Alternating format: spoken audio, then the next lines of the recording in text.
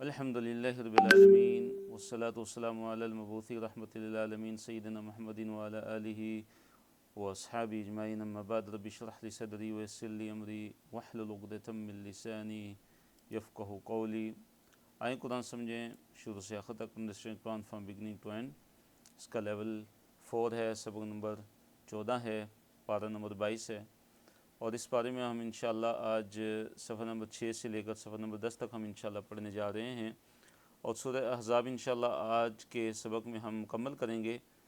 سورہ احزاب کی آیت نمبر 63 سے لے کر 73 تک انشاءاللہ ہم پڑھیں گے آخر تک۔ اس طرح سورہ سبا ہم انشاءاللہ شروع کریں گے، اور سورہ سبا کی آیت نمبر 1 سے لے کر آیت نمبر 32 تک ہم انشاءاللہ پڑھیں گے۔ کورس کے مقاصد آپ کے سامنے ہیں، اسی طرح کورس کا تعارف بھی آپ کے سامنے ہے۔ پہلے صفحے کی طرف ہم آتے ہیں،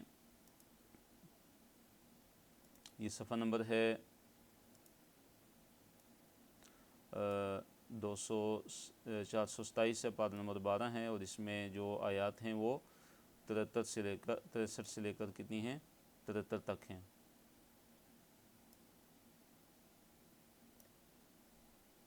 جی بارک اللہ فیکم۔ تو اس صفحے کو بھی مختلف اشارات اور پھر آگے اس کے مختلف موضوعات میں تقسیم کیا گیا ہے۔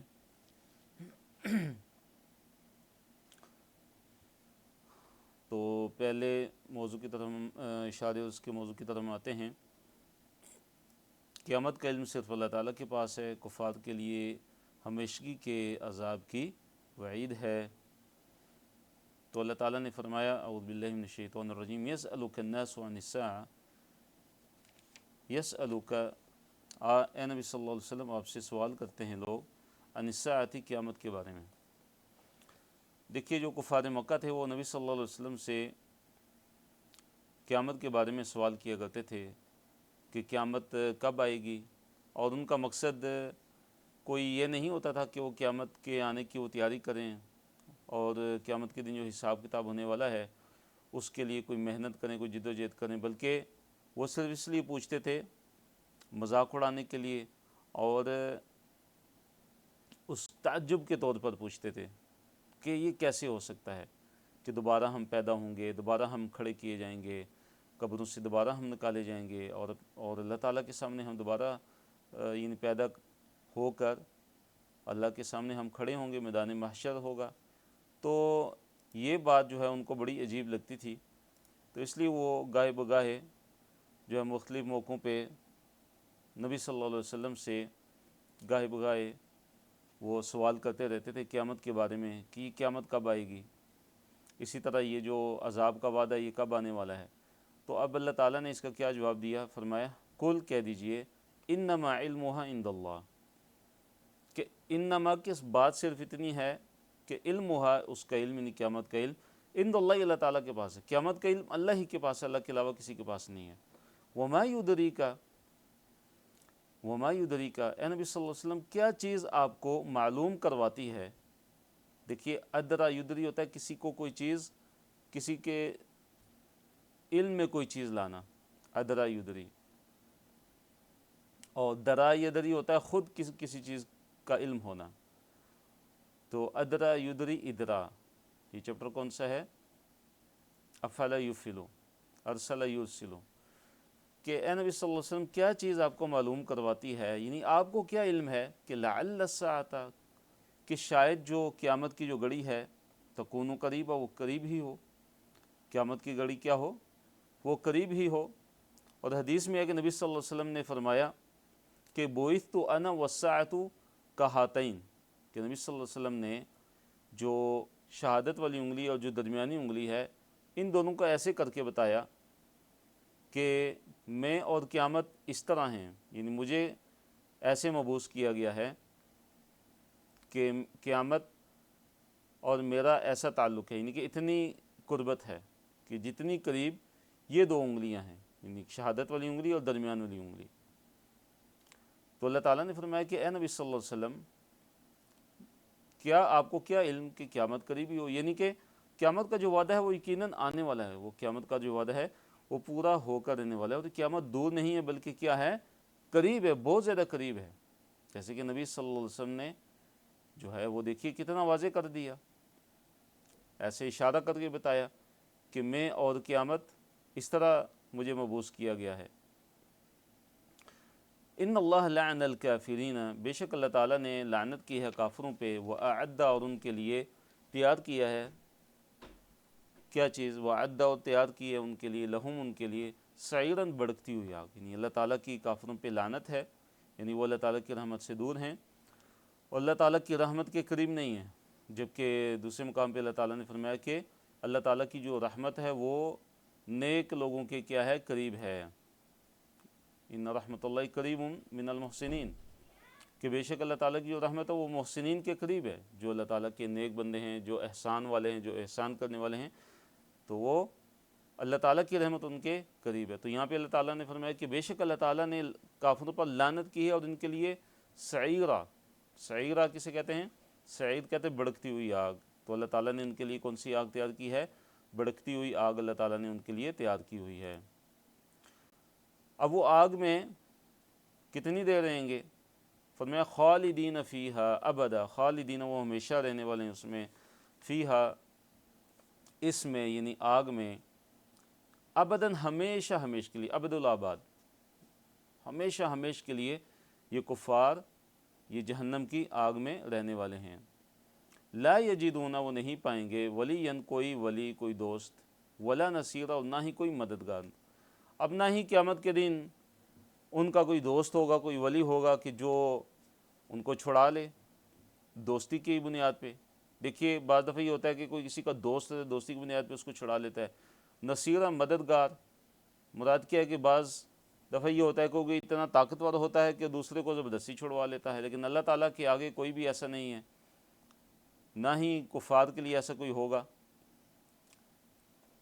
کہ دوستی کی وجہ سے جو ہے وہ اللہ تعالیٰ کے عذاب سے ان کو چھڑا لے، نہ ہی اللہ تعالیٰ کے عذاب سے کوئی زبردستی ان کو چھڑا سکے گا۔ تو ہمارے لیے اس میں کیا سبق ہے کہ ہم جو ہے جہنم سے بچنے کی ہم کوشش کریں، جنت کی طرف لے کے جانے والے جو اعمال ہیں ہم ان کو ہم سر انجام دیں اور اپنی آخرت کی فکر کریں، آخرت کی تیاری کریں۔ اب چہرے آگ میں، کفار کی حسرت اور سرداروں کے لیے دگنے عذاب کی دعا۔ یوم تقلب وجوہہم فی النار، یوم، جس دن، تقلب، الٹ پلٹ کیے جائیں گے، جس دن الٹ پلٹ کیے جائیں گے، وجوہہم، ان کے چہرے، فی النار، جہنم کی آگ میں، ان کے چہرے جس دن، یعنی کہ ان کفار کے چہرے کیا کیے جائیں گے، آگ میں الٹ پلٹ کیے جائیں گے۔ یقولون، وہ کہیں گے، یا لیتنا، اے کاش، اطعنا، ہم نے اطاعت کی ہوتی اللہ کی، یعنی ہم نے اللہ تعالیٰ کا کہنا مانا ہوتا، وہ اطعنا، اور ہم نے اطاعت کی ہوتی الرسول، رسول صلی اللہ علیہ وسلم کی۔ تو کیا یہ تمنا کریں گے جب ان کے چہرے آگ میں الٹ پلٹ کیے جائیں گے، یعنی آگ میں جو ہے وہ بھونے جائیں گے، کتنا دیکھیے شدید ترین عذاب ہوگا۔ اس لیے جو ہے جہنم کی آگ سے اللہ تعالیٰ کی پناہ طلب کیجیے کہ اللہ تعالیٰ ہمیں جہنم سے بچا لے، اللہ تعالیٰ ہمیں جہنم کی آگ سے محفوظ رکھے، اللہ تعالیٰ ہمیں جہنم کی آگ سے پناہ میں رکھے۔ تو یہ جہنمیوں کا کیا حال ہوگا، جو کفار ہیں، مشرکین ہیں؟ فرمایا کہ ان کے چہرے آگ میں الٹ پلٹ کیے جائیں گے اور کیا کہیں گے کہ کاش ہم نے اللہ اور اس کے رسول صلی اللہ علیہ وسلم کا کہنا مانا ہوتا، اللہ اور اس کے رسول صلی اللہ علیہ وسلم کی ہم نے اطاعت کی ہوتی۔ وقالوا، اور وہ کہیں گے، ربنا، اے ہمارے رب، انا، بے شک ہم نے، اطعنا، ہم نے کہنا مانا تھا، اطاعت کی تھی، سادتنا، اپنے سرداروں کی، وکبراءنا، اور اپنے بڑوں کی۔ دیکھیے سادہ سید کی جمع ہے اور کبراء کبیر کی جمع ہے، یعنی ہم نے اپنے سرداروں کی اور اپنے بڑے لوگوں کی ہم نے دنیا کے اندر اتباع کی تھی، فاضلونا، پس ان نے ہمیں گمراہ کر دیا تھا، السبیل، سیدھے راستے سے۔ تو دیکھیے دنیا کے اندر جو لوگوں کو جو گمراہ کرتے ہیں وہ تین طرح کے لوگ ہیں۔ کتنی طرح کے لوگ ہیں؟ تین طرح کے لوگ ہیں کہ جو دنیا کے اندر لوگوں کو گمراہ کرتے ہیں، جو سب سے مین ہیں، بڑی جو اقسام ہیں، ان میں سے ایک جو ہے وہ متکبرین ہیں۔ کون ہیں؟ جن کے بارے میں قرآن میں آیا استکبروا یا مستکبرین، کہ جو متکبرین ہیں، جو چودھری اور سردار اور اس طرح کے بڑے قسم کے لوگ ہیں کہ لوگ ان کی کیا کرتے ہیں، اطاعت اور پیروی کرتے ہیں۔ دوسرے قسم کے جو لوگ ہیں وہ ہیں احبار ہیں، جو علماء ہیں، جو علماء سو ہیں، جو لوگوں کو گمراہ کرتے ہیں اور غلط راستے کی طرف لے کر جاتے ہیں۔ تیسرے قسم کے رہبان ہیں درویش، عباد لوگ، عبادت گزار کے جن کے پیچھے لوگ جو ہے وہ چلتے ہیں، اور وہ گمراہی کی وجہ سے کیونکہ خود گمراہ ہوتے ہیں تو دوسروں کو بھی گمراہ کرتے ہیں۔ ربنا آتہم ضعفین من العذاب، اب یہ کفار یہ اپنے گمراہ کرنے والوں کو دیکھیے کیا بد دعا دیں گے، اب کچھ بھی نہیں کر سکیں گے تو آخر میں ان کو بد دعائیں دینا شروع کر دیں گے۔ جو حسرتیں ہیں وہ دل میں لیے اور دل کی بڑاس نکالنے کے لیے بس بد دعا ان کو دیں گے۔ کیا کہیں گے اللہ سے؟ کہیں گے ربنا، ہمارے رب، آتہم، دے ان کو، یعنی یہ جو ہمارے یہ جو بڑے تھے اور جن کو ہم نے اپنا بڑا بنایا ہوا تھا، سردار تھے اور بڑے لوگ تھے کہ جن کی ہم نے اطاعت کی، ان کا کہنا مانا اور انہوں نے ہمیں سیدھے راستے سے ہٹا دیا، تو کہیں گے ربنا، ہمارے رب، آتی، دے ہم ان کو، یعنی جن کا پہلے ذکر ہوا سادتنا و کبراءنا، تو ہم سے مراد یہ دو قسم کے لوگ ہیں۔ ضعفین، دگنا، ضعف کہتے ہیں دگنے کو، ضعفین ان کو دگنا عذاب دے، من العذابی، عذاب میں سے ان کو دگنا عذاب دے، ولعنہم، اور لعنت کر ان پر، لعنن، لعنت کرنا، کبیرن، بڑی، یعنی ان پر بہت بڑی لعنت کرے اللہ۔ تو لعنت سے کیا مراد ہے؟ طرد من رحمت اللہ، اللہ تعالیٰ کی رحمت سے دوری، اللہ تعالیٰ کی رحمت سے دوری، تو یہ لعنت کا معنی ہے۔ تو اللہ تعالیٰ سے ہمیشہ یہ دعا کریں کہ اللہ تعالیٰ اپنی رحمت ہمیں عطا فرمائے، جسے ایک بڑی عظیم ایک دعا بھی ہے، حدیث کے اندر آتی ہے، اللہم انی اسألک من فضلک و رحمتک فإنہ لا یملکہ الا انت، اللہ میں تیرے فضل اور تیری رحمت سے سوال کرتا ہوں، تیرے فضل کا سوال کرتا ہوں، تیری رحمت میں سے سوال کرتا ہوں، کیونکہ اے اللہ تیرے سوا رحمت کا کوئی بھی اختیار نہیں رکھتا، رحمت صرف تیرے اختیار کے اندر ہی ہے۔ یا ایھا الذین آمنوا لا تکونوا کالذین آذوا موسیٰ فبرأہ اللہ مما قالوا، اے وہ لوگوں جو ایمان لائے ہو، ان لوگوں کی طرح نہ ہو جاؤ کہ جنہوں نے کس کو اذیت دی تھی؟ موسیٰ کو اذیت دی تھی۔ فبرأہ اللہ، تو پھر اللہ تعالیٰ نے ان کو کیا کیا؟ بری کر دیا تھا۔ اللہ تعالیٰ نے ان کو، یعنی موسیٰ علیہ السلام کو جب وہ پاک کر دیا تھا اس سے، مما، اس بات سے یا اس الزام سے کہ قالو، جو انہوں نے کہا تھا، یعنی بنی اسرائیل نے جو موسیٰ علیہ السلام پہ جو الزام لگایا تھا اور جو ان کے بارے میں انہوں نے تہمت لگائی تھی، تو اللہ تعالیٰ نے ان کو کیا کیا؟ اس چیز سے کیا کر دیا؟ بری کر دیا تھا۔ وَكَانَ عِنْدَ اللَّهِ وَجِيهًا، وَكَانَ، اور تھے یعنی موسیٰ علیہ السلام، عند اللہ، اللہ تعالیٰ کیا، وجیہاں، بڑے وجیہ، یعنی مرتبے والے اور بڑی عزت اور کرامت والے تھے۔ اور قرآن میں کئی جگہ ذکر ہوا ہے کہ موسیٰ علیہ السلام کو ان کی قوم نے ایذا دی اور بڑی تکالیف دی ان کو، اللہ تعالیٰ نے، اور اللہ نے ان لوگوں کی طرح ہونے سے منع کیا کہ جنہوں نے موسیٰ علیہ السلام کو کیا دی تھی؟ ایذا دی تھی۔ اس طرح موسیٰ علیہ السلام کے ساتھ ان کی جو تکلیف دینے کا جو رویہ تھا بڑا ہی سخت تھا، تو بنی اسرائیل کیا کرتے تھے؟ عموماً جو ہے حکم ماننے سے صاف انکار کرتے تھے، کلیتاً، فوراً صاف انکار کر دیا کرتے تھے بنی اسرائیل میں سے۔ مثلا جیسے قرآن میں ان کا ذکر ہے کہ لن نصبر، ہم ہرگز صبر نہیں کرنے والے ایک کھانے پہ۔ ایک جگہ ان کے بارے میں فرمایا لن نؤمن لک، اے موسیٰ ہم ہرگز تیرے پہ ایمان لانے والے نہیں ہیں۔ ایک جگہ موسیٰ علیہ السلام نے کہا کہ تم داخل ہو جاؤ، تو کیا کہتے ہیں؟ لن ندخل، ہم ہرگز داخل ہونے والے نہیں ہیں۔ تو اس طرح جو ہے وہ جو ہے فوراً جو ہے وہ انکار کر دیتے تھے۔ اب یہاں پہ جو اللہ تعالیٰ نے ذکر کیا ہے کہ ان لوگوں کی طرح نہ ہو جاؤ کہ جنہوں نے موسیٰ علیہ السلام کو کیا دی؟ تکلیف دی، ایذا پہنچائی۔ اور پھر اللہ تعالیٰ نے کیا کیا؟ موسیٰ علیہ السلام کو ان کی اس بات سے اللہ تعالیٰ نے پاک ثابت کر دیا، بری کر دیا، کہ جو بات انہوں نے موسیٰ علیہ السلام کے بارے میں کہی تھی۔ اب جو ہے موسیٰ علیہ السلام کے بارے میں انہوں نے کیا بات کہی تھی؟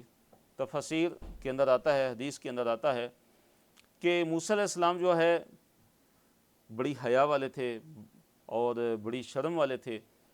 تو اب ہوتا کیا ہے کہ لوگوں نے ان کو کبھی نہیں دیکھا تھا، تو بنی اسرائیل کے لوگ جو ہیں وہ کہنے لگے کہ شاید جو ہے حضرت موسیٰ علیہ السلام کے جسم میں کوئی عیب ہے کہ جس کی وجہ سے یہ ہر وقت جو ہے بہت زیادہ اپنے آپ کو جو ہے وہ چھپاتے پھرتے ہیں۔ تو ہر وقت جو ہے وہ لباس میں اپنے آپ کو چھپاتے رہتے ہیں۔ تو ایک مرتبہ کیا ہوتا ہے کہ موسیٰ علیہ السلام تنہائی میں غسل کر رہے تھے اور انہوں نے اپنے کپڑے اتار کر رکھے، ایک پتھر پر رکھے، تو پتھر کیا ہوا کہ اللہ تعالیٰ کے حکم سے حضرت موسیٰ علیہ السلام جب وہ غسل کر رہے تھے تو وہ پتھر جو ہے معجزانہ طور پہ اللہ تعالیٰ کے حکم سے وہ کپڑے ان کو لے کے جو ہے وہ بھاگ کھڑا ہوتا ہے، اور موسیٰ علیہ السلام اس پتھر کے پیچھے پیچھے بھاگتے ہیں، پھر حتیٰ کہ بنی اسرائیل کے ایک مجلس کے اندر وہ پہنچ جاتے ہیں، تو بنی اسرائیل حضرت موسیٰ علیہ السلام کو جو ہے وہ برہنہ حالت میں دیکھ لیتے ہیں تو جس سے ان کے سارے کے سارے شبہات جب وہ ان کو خود دیکھ لیتے ہیں کہ جب وہ الزام لگا رہے تھے کہ موسیٰ علیہ السلام کو شاید جو ہے وہ کوئی ان کے جسم پہ کوئی داغ ہے یا کوئی بیماری ہے، برس وغیرہ کی کوئی بیماری ہے، جب انہوں نے خود دیکھ لیا تو ان کو یقین ہو گیا کہ حضرت موسیٰ علیہ السلام تو نہایت جو ہے وہ حسین و جمیل ہیں اور ہر قسم کے عیب سے وہ کیا ہیں اور داغ سے وہ پاک ہیں۔ تو اللہ تعالیٰ نے کیا کیا کہ اس الزام اور جو شبہ جو انہوں نے ظاہر کیا تھا بنی اسرائیل نے، تو اللہ تعالیٰ نے حضرت موسیٰ علیہ السلام کو اس سے کیا کر دیا، پاک صاف کر دیا۔ تو آگے اللہ رب العالمین نے فرمایا یا ایھا الذین آمنوا اتقوا اللہ وقولوا قولا سدیدا، یا ایھا الذین آمنوا، اے وہ لوگوں جو ایمان لائے ہو، اتقوا اللہ، اللہ تعالیٰ سے ڈرو، وقولوا، اور کہا کرو، قولا سدیدا، سیدھی بات۔ اے وہ لوگوں جو ایمان لائے ہو، اللہ تعالیٰ سے ڈرا کرو اور بالکل سیدھی بات کیا کرو، یعنی جس میں سیدھی بات سے مراد کیا ہے کہ جس میں انحراف نہ ہو، جھوٹ نہ ہو اور دھوکہ اور فریب نہ ہو، کجی نہ ہو، بلکہ حق اور سچ بات سیدھی کیا کرو، قول سدید، سیدھی بات کیا کرو۔ اور جب اللہ تعالیٰ کا تقوی اختیار کریں گے اور سیدھی بات کریں گے تو اللہ تعالیٰ اس کے بدلے میں کیا نتیجہ عطا فرمائیں گے، کیا جزا عطا فرمائیں گے؟ تو اللہ نے فرمایا یصلح لکم اعمالکم، یصلح لکم، وہ اللہ تعالیٰ تمہارے اعمال کو درست کر دے گا، ویغفر لکم ذنوبکم، اور تمہارے گناہوں کو معاف فرما دے گا، ومن یطع اللہ ورسولہ فقد فاز فوزا عظیما، اور جو بھی اطاعت کرے گا اللہ تعالیٰ کی اور اللہ تعالیٰ کے رسول صلی اللہ علیہ وسلم کی، تو فقد فاز، تو یقیناً اس نے کامیابی حاصل کر لی۔ کیسی کامیابی؟ فوزن، کامیابی کو کہتے ہیں، عظیمہ، بہت بڑی کامیابی، تو بہت بڑی کامیابی اللہ تعالیٰ نے اس کو عطا فرمائی۔ تو دیکھیے اللہ تعالیٰ کا تقوی، اللہ تعالیٰ کا ڈر، اللہ تعالیٰ کا خوف، گناہوں سے بچنا، ہر قسم کے چھوٹے گناہوں سے، بڑے گناہوں سے، اور پھر جب بات کرنی ہے تو سیدھی بات کرنی ہے، حق بات کرنی ہے، اس کے اندر جھوٹ نہیں ہونا چاہیے، انحراف نہیں ہونا چاہیے، اس کے اندر دھوکہ، فراڈ اور فریب نہیں ہونا چاہیے، اور سچی اور سیدھی بات ہونی چاہیے، اور ساتھ تقوی انسان کے اندر جب ہوتا ہے تو دو نتیجے نکلتے ہیں۔ ایک تو یہ کہ یصلح لکم اعمالکم، اللہ تعالیٰ تمہارے اعمال کی اصلاح کر دے گا، درست کر دے گا، اور پھر ویغفر لکم ذنوبکم، دوسری بات یہ کہ تمہارے گناہوں کو بھی کیا کر دے گا، معاف فرما دے گا۔ تو یہ فوائد ہیں دنیا کے اندر تقوی کے اور قول سدید کے۔ اب یہاں پہ اللہ تعالیٰ نے ذکر کیا کہ اللہ تعالیٰ نے جو امانت ہے نا اس کو آسمانوں پہ بھی پیش کیا اور زمین پہ بھی پیش کیا اور پہاڑوں پہ بھی۔ امانت سے کیا مراد ہے؟ امانت سے مراد ہے فرائض، اللہ تعالیٰ کے فرائض، واجبات جو اللہ تعالیٰ نے حکم دیے ہیں اور جن چیزوں سے اللہ تعالیٰ نے منع کیا ہے، تو یہاں امانت سے مراد ہے کہ اللہ تعالیٰ نے یہ جو امانت ہے اس کو آسمانوں پہ بھی پیش کیا اور زمین پہ بھی اور پہاڑوں پہ بھی۔ اب کیا ہوتا ہے کہ تینوں نے انکار کر دیا کہ ہم یہ امانت جو ہے وہ اٹھا نہیں سکتے، تو انسان نے اٹھا لی، انسان نے اس امانت کا بوجھ کیا ہے، اٹھا لیا، تو اس امانت کا ذکر ہے۔ تو امانت سے یہاں مراد کون سی امانت ہے؟ فرائض، اللہ تعالیٰ کے مقرر کردہ فرائض، تکالیف شرعیہ، جس چیز کا اللہ تعالیٰ نے ہمیں مکلف کیا ہے، یعنی اللہ تعالیٰ کی اطاعت کرنی ہے، اور جن چیزوں سے اللہ تعالیٰ نے منع کیا ہے ان سے بچنا ہے۔ امتثال اوامر اللہ، اللہ تعالیٰ کے جو اوامر ہیں ان کی پابندی کرنی ہے، اور اللہ تعالیٰ کے جو نواہی ہیں، جن کاموں سے اللہ تعالیٰ نے منع کیا ہے ان سے بچنا ہے۔ تو یہ ہیں احکام شرعیہ، یعنی جو فرائض ہیں اور واجبات ہیں، تو یہ مراد ہے یہاں امانت سے۔ تو اللہ تعالیٰ نے فرمایا اِنَّا، بے شک ہم نے، عرضنا، ہم نے پیش کی، الامانت، امانت، علی السماواتی، آسمانوں پہ، والارض، اور زمین پہ، والجبال، اور پہاڑوں پہ۔ تو کیا ہوا؟ فابین، پس انہوں نے انکار کیا، کس چیز سے؟ ان یہ کہ یحملنہا کہ وہ اٹھائیں اس کو، یحملنہا یعنی اس امانت کو اٹھائیں، وہ اشفقنا اور وہ ڈر گئے، منہا اس سے، اس امانت کے اٹھانے سے کیا وہ ڈر گئے، اور انہوں نے اس امانت کو اٹھانے سے کیا کیا، انکار کر دیا۔ اب کیوں انکار کیا انہوں نے؟ کیا سرکشی کے طور پہ یا بغاوت کی وجہ سے؟ نعوذ باللہ، نہیں، یہ تو سارے یعنی آسمان، زمین اور پہاڑ اور بلکہ ہر مخلوق اللہ تعالیٰ کی، تو اللہ تعالیٰ کی اطاعت گزار ہے، اللہ تعالیٰ کے حکم کی پابند ہے۔ تو یہاں پہ کیوں انہوں نے انکار کیا، کیوں انہوں نے نہیں اس امانت کو اٹھایا؟ کہ اس خوف سے کہ اگر تکالیف شرعیہ کو ادا نہ کر سکے تو آخرت میں کیا ہوگا، باز پرس ہوگی، آخرت میں حساب ہوگا۔ لیکن انسان کیا، انسان جلد باز ہے، اور اس نے قوت کے جو پہلو ہیں اس پر غور نہیں کیا، اور اس امانت کو کیا کیا، اٹھا لیا۔ وَحَمَلَهَا الْإِنسَانُ، اللہ نے فرمایا وَحَمَلَ، اور اٹھا لیا، ہا اس کو، امانت کو۔ دیکھیے ہا جو ہے وہ مؤنث کی ضمیر ہے نا، تو اس لیے جو امانت ہے وہ کیا ہے، مؤنث ہے، تو اس لیے ہا آیا، وَحَمَلَهَا، اور اٹھا لیا اس کو، یعنی امانت کو، کس نے؟ الانسان، انسان نے۔ تو انسان سے مراد یہاں پہ کون ہے؟ حضرت آدم علیہ السلام، مفسرین نے ذکر کیا۔ فرمایا انہ، بے شک وہ یعنی انسان، کان وہ ہے، ظلوماً بڑا ہی ظالم، جہولاً اور بہت جاہل۔ لیعذب اللہ، تاکہ اللہ تعالیٰ عذاب دے، المنافقین، منافقوں کو، والمنافقاتی، اور منافق عورتوں کو، تاکہ اللہ تعالیٰ عذاب دے، تاکہ اللہ تعالیٰ عذاب دے منافق مردوں کو، والمنافقاتی، اور منافق عورتوں کو، والمشرکین، اور مشرک مردوں کو، والمشرکاتی، اور مشرک عورتوں کو۔ تو یعنی یہ اللہ تعالیٰ نے یہ جو امانت ہے یہ کس لیے یہ پیش کی، اور اس کی وجہ اللہ تعالیٰ نے بیان کی کہ جو بھی اس امانت کو اب جو ہے ذمہ داری قبول کر کے اب اس امانت کو جو اٹھائے گا نہیں، اس کا حق نہیں ادا کرے گا، تو اس کو اللہ تعالیٰ کی طرف سے عذاب دیا جائے گا۔ جیسے منافقین ہیں اور منافقات ہیں، مشرکین ہیں اور مشرک مرد یعنی مشرک عورتیں ہیں، تو انہوں نے اس امانت میں کیا کی ہے، خیانت کی ہے، جو اللہ تعالیٰ نے تکالیف شرعیہ، جو فرائض اور واجبات اللہ تعالیٰ نے مقرر کی انسان پہ، اور اوامر اور نواہی اللہ تعالیٰ کے، تو ان لوگوں نے کیا کیا، اس میں خیانت کی، تو اب اس لیے ان کے لیے کیا ہے، عذاب ہے۔ فرمایا لیعذب اللہ، تو لام یہاں پہ علت کا ہے، تعلیل کا، تاکہ یعنی لیعذب اللہ، تاکہ اللہ تعالیٰ عذاب دے، کن کو؟ المنافقین، منافق مردوں کو، کیونکہ انہوں نے اس امانت میں، جس کا امانت کا پہلے ذکر ہوا آیت نمبر 71 میں، تو اس امانت کا انہوں نے کیا کیا، اس امانت کے اندر انہوں نے خیانت کی، اس وجہ سے۔ اور فرمایا والمشرکین والمشرکات ویتوب اللہ، تاکہ اللہ تعالیٰ توبہ قبول کرے، علی المؤمنین، مومنین کی، مومن مردوں کی، والمؤمناتی، اور مومن عورتوں کی۔ تو یہ جو مومن مرد ہیں اور جو مومن عورتیں ہیں، اب انہوں نے اس امانت کے بار کو اٹھایا اور اس امانت کے مطابق انہوں نے اپنی زندگی گزاری اور اس امانت کے اندر خیانت نہیں کی جب، تو پھر اللہ تعالیٰ ان کی توبہ کو کیا کرتا ہے، قبول کرتا ہے۔ وَكَانَ اللَّهُ غَفُورًا رَحِيمًا، وَكَانَ اللَّهُ، اللہ تعالیٰ ہے، غفوراً بڑا بخشنے والا، رحیم، اور بڑا ہی رحم کرنے والا۔ تو الحمدللہ اللہ تعالیٰ کے فضل و کرم سے سورہ احزاب مکمل ہو گئی ہے۔ اس کے بعد ہم سورہ سبا کا تعارف پڑھتے ہیں، نام اور وجہ تسمیہ۔ سورہ سبا کی جو آیات ہیں ان کی تعداد 54 ہے، اور سورت کا جو نام ہے آیت نمبر 15 میں جو لقد کان لسبأ، جو لفظ سبا آیا ہے اس کی مناسبت سے ہے، یہاں سے لیے گیا۔ سورت میں سورہ سبا کا جو ہے قوم جو سبا ہے اس کا تفصیلی تذکرہ ہے کہ جس کی مناسبت سے سورت کا نام کیا رکھا گیا، سورہ سبا رکھا گیا۔ اس کے موضوعات کیا ہیں، دیکھیے پہلی جو 2 آیات ہیں ان میں عمومی طور پہ اللہ تعالیٰ کی وحدانیت کا ذکر ہے، آیت نمبر 1 سے 9 تک میں قیامت کے دن کو ثابت کیا گیا اور منکرین کا رد کیا گیا ہے، اور اسی طرح آیت نمبر 10 سے 14 تک سیدنا داؤد اور سلیمان علیہ السلام پر جو اللہ تعالیٰ کی نعمتیں تھیں ان کا تذکرہ ہے، ان کا ذکر ہے۔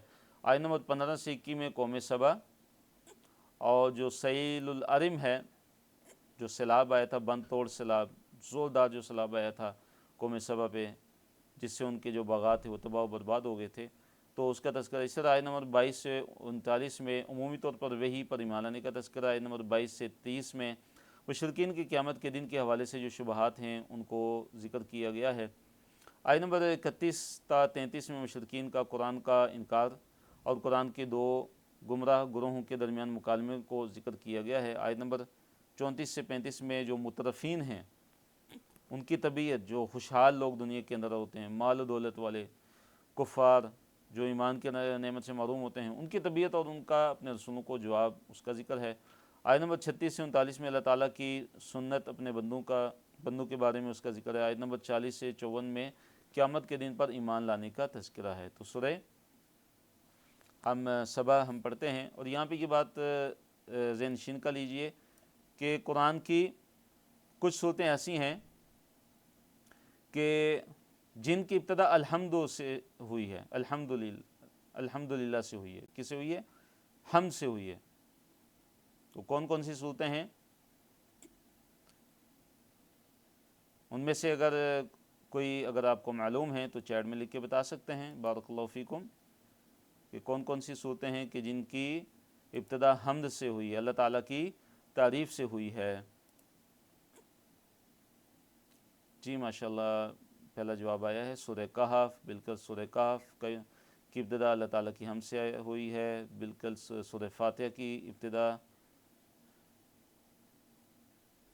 جی ٹوٹل کتنی ہیں؟ 5 صورتیں ہیں۔ کتنی ہیں؟ 5۔ جی فاتحہ اور انعام بالکل صحیح، فاطر، کہف، جی بالکل صحیح آپ کا جواب، بارک اللہ فیکم۔ تو 5 صورتیں ایسی ہیں قرآن میں کہ جن کی ابتدا، یعنی وہ صرف 5 ہی ہیں، ان کی ابتدا کس سے ہوتی ہے؟ اللہ تعالیٰ کی حمد سے ہوتی ہے۔ ایک سورہ سبا جس کو ہم پڑھ رہے ہیں، اور سورہ فاتحہ جو ہم ہر نماز اور ہر نماز کی حرکت کے اندر ہم پڑھتے ہیں، اس طرح سورہ انعام ہے، اور اسی طرح سورہ کہف ہے اور سورہ فاطر ہے۔ پہلی آیت کی طرف آتے ہیں۔ اللہ تعالیٰ نے فرمایا الحمدللہ الذی لہ ما فی السماوات وما فی الارض ولہ الحمد فی الآخرہ وہو الحکیم الخبیر۔ الحمدللہ، ساری کی ساری ہم جو اللہ تعالیٰ ہی کے لیے، الذی وہ کہ جو لہو اسی کے لیے ہے، ما فی السماوات جو کچھ آسمانوں میں ہے، وما فی الارض اور جو کچھ زمین میں ہے، ولہ الحمد فی الآخرۃ اور اسی کے لیے حمد کس میں؟ آخرت میں۔ آخرت میں بھی حمد کس کے لیے ہے؟ اللہ تعالیٰ کے لیے ہی ہے۔ وَهُوَ الْحَكِيمُ الْخَبِيرُ اور وہ اللہ تعالیٰ ہی ہے کہ جو حکیم ہے، بڑی حکمت والا ہے، اور خبیر اور خبر رکھنے والا ہے۔ يَعْلَمُ مَا يَلِجُ فِي الْأَرْضِ وَمَا يَخْرُجُ مِنْهَا تو اللہ رب العالمین نے ارشاد فرمایا کہ يَعْلَمُ وہ اللہ تعالیٰ جانتا ہے۔ کیا جانتا ہے؟ ما یلج فی الارض جو داخل ہوتا ہے زمین میں، یعنی اللہ تعالیٰ جو کچھ زمین میں داخل ہوتا ہے اللہ تعالیٰ اس کو جانتا ہے۔ مثلا بارش کا پانی، بارش نازل ہوتی ہے، بارش کا پانی زمین کے اندر داخل ہوتا ہے۔ اسی طرح جو خزانے ہیں زمین کے اندر، جو چیزیں مدفون ہیں زمین کے اندر، سب اللہ تعالیٰ کو علم ہے۔ وما یخرج منہا اور جو اس سے نکلتا ہے، زمین کے اندر سے جو چیز نکلتی ہے وہ اس کا بھی اللہ تعالیٰ کو علم ہے۔ وما ينزل من السماء اور اللہ تعالیٰ جانتا ہے کہ جو نازل ہوتا ہے آسمان سے۔ آسمان سے کیا چیز نازل ہوتی ہے؟ مثلا آسمان سے فرشتے بھی نازل ہوتے ہیں، آسمان سے کتابوں کا نزول بھی ہوتا ہے، اس طرح آسمان سے بارش بھی نازل ہوتی ہے۔ تو اللہ تعالیٰ کو ان چیزوں کا علم ہے۔ وما يعرج فیہا وما يعرج فیہا جو اس میں چڑھتا ہے، جو آسمان میں چڑھتا ہے، جو چیز آسمان میں چڑھتی ہے اس کا بھی اللہ تعالیٰ کو علم ہے۔ مثلا آسمان میں کیا چیز چڑھتی ہے؟ آسمان میں فرشتے چڑھتے ہیں، دیکھیے، اور ہمارے اعمال آسمان کی طرف جاتے ہیں، ہمارے اعمال اوپر جاتے ہیں، اور اللہ رب العالمین کے سامنے کیا ہوتے ہیں؟ ہمارے اعمال پیش ہوتے ہیں، ہمارے اعمال کو پیش کیا جاتا ہے۔ فرمایا وَهُوَ الرَّحِيمُ الْغَفُورُ فرمایا وَهُوَ الرَّحِيمُ اور وہی جو ہے وہ اللہ تعالیٰ نہایت رحم والا ہے، الغفور بے حد بخشنے والا ہے۔ وہ اللہ تعالیٰ کی وہ ذات ہے کہ وہ اللہ تعالیٰ نہایت رحم کرنے والا، بے حد بخشنے والا ہے۔ کفار کا قیامت سے انکار، اور آگے اللہ تعالیٰ کا جواب۔ وَقَالَ الَّذِينَ كَفَرُوا لَا تَأْتِينَ السَّاعَةُ اور ان لوگوں نے کہ جنہوں نے کفر کیا انہوں نے کیا کہا کہ لا تأتین الساعہ کہ ہم پر قیامت نہیں آئے گی، ہم پر قیامت آنے والی نہیں، یعنی کہ قیامت کا انہوں نے انکار کیا۔ اب اللہ تعالیٰ نے کیا جواب دیا؟ قل کہہ دیے بلا کیوں نہیں، وربی اور میرے رب کی قسم، لتأتینکم یہ ضرور آنے والی ہے تم پہ، یعنی قیامت کی جو گھڑی ہے وہ ضرور تم پر آ کر رہے گی۔ عالم الغیبی وہ اللہ تعالیٰ جو میرا رب ہے وہ کون ہے؟ وہ عالم الغیب ہے۔ یعنی اے نبی صلی اللہ علیہ وسلم آپ کہہ دیجئے کہ کیوں نہیں، قسم ہے میرے رب کی کہ تم پر وہ ضرور ہی آئے گی، اس رب کی قسم کہ جو عالم الغیب ہے، جو چھپی ہوئی چیزوں کو کیا ہے؟ جاننے والا ہے۔ پھر میں لا يعزب عنہ مثقال ذرۃ فی السماوات ولا فی الارض، لا يعزب عنہ، نہیں چھپتی اس سے کوئی بھی چیز، یعنی اللہ تعالیٰ سے کوئی بھی چیز چھپی ہوئی نہیں رہتی، مثقال ذرۃ، ذرہ برابر بھی کوئی چیز، فی السماواتی، آسمانوں میں، ولا فی الارض، اور نہ ہی زمین میں، ولا اصغر من ذلک ولا اکبر الا فی کتاب مبین، ولا اصغر من ذلک، نہ اس سے کوئی چھوٹی چیز، ولا اکبر، نہ ہی اس سے کوئی بڑی چیز، الا مگر فی کتاب مبین، واضح کتاب میں ہے۔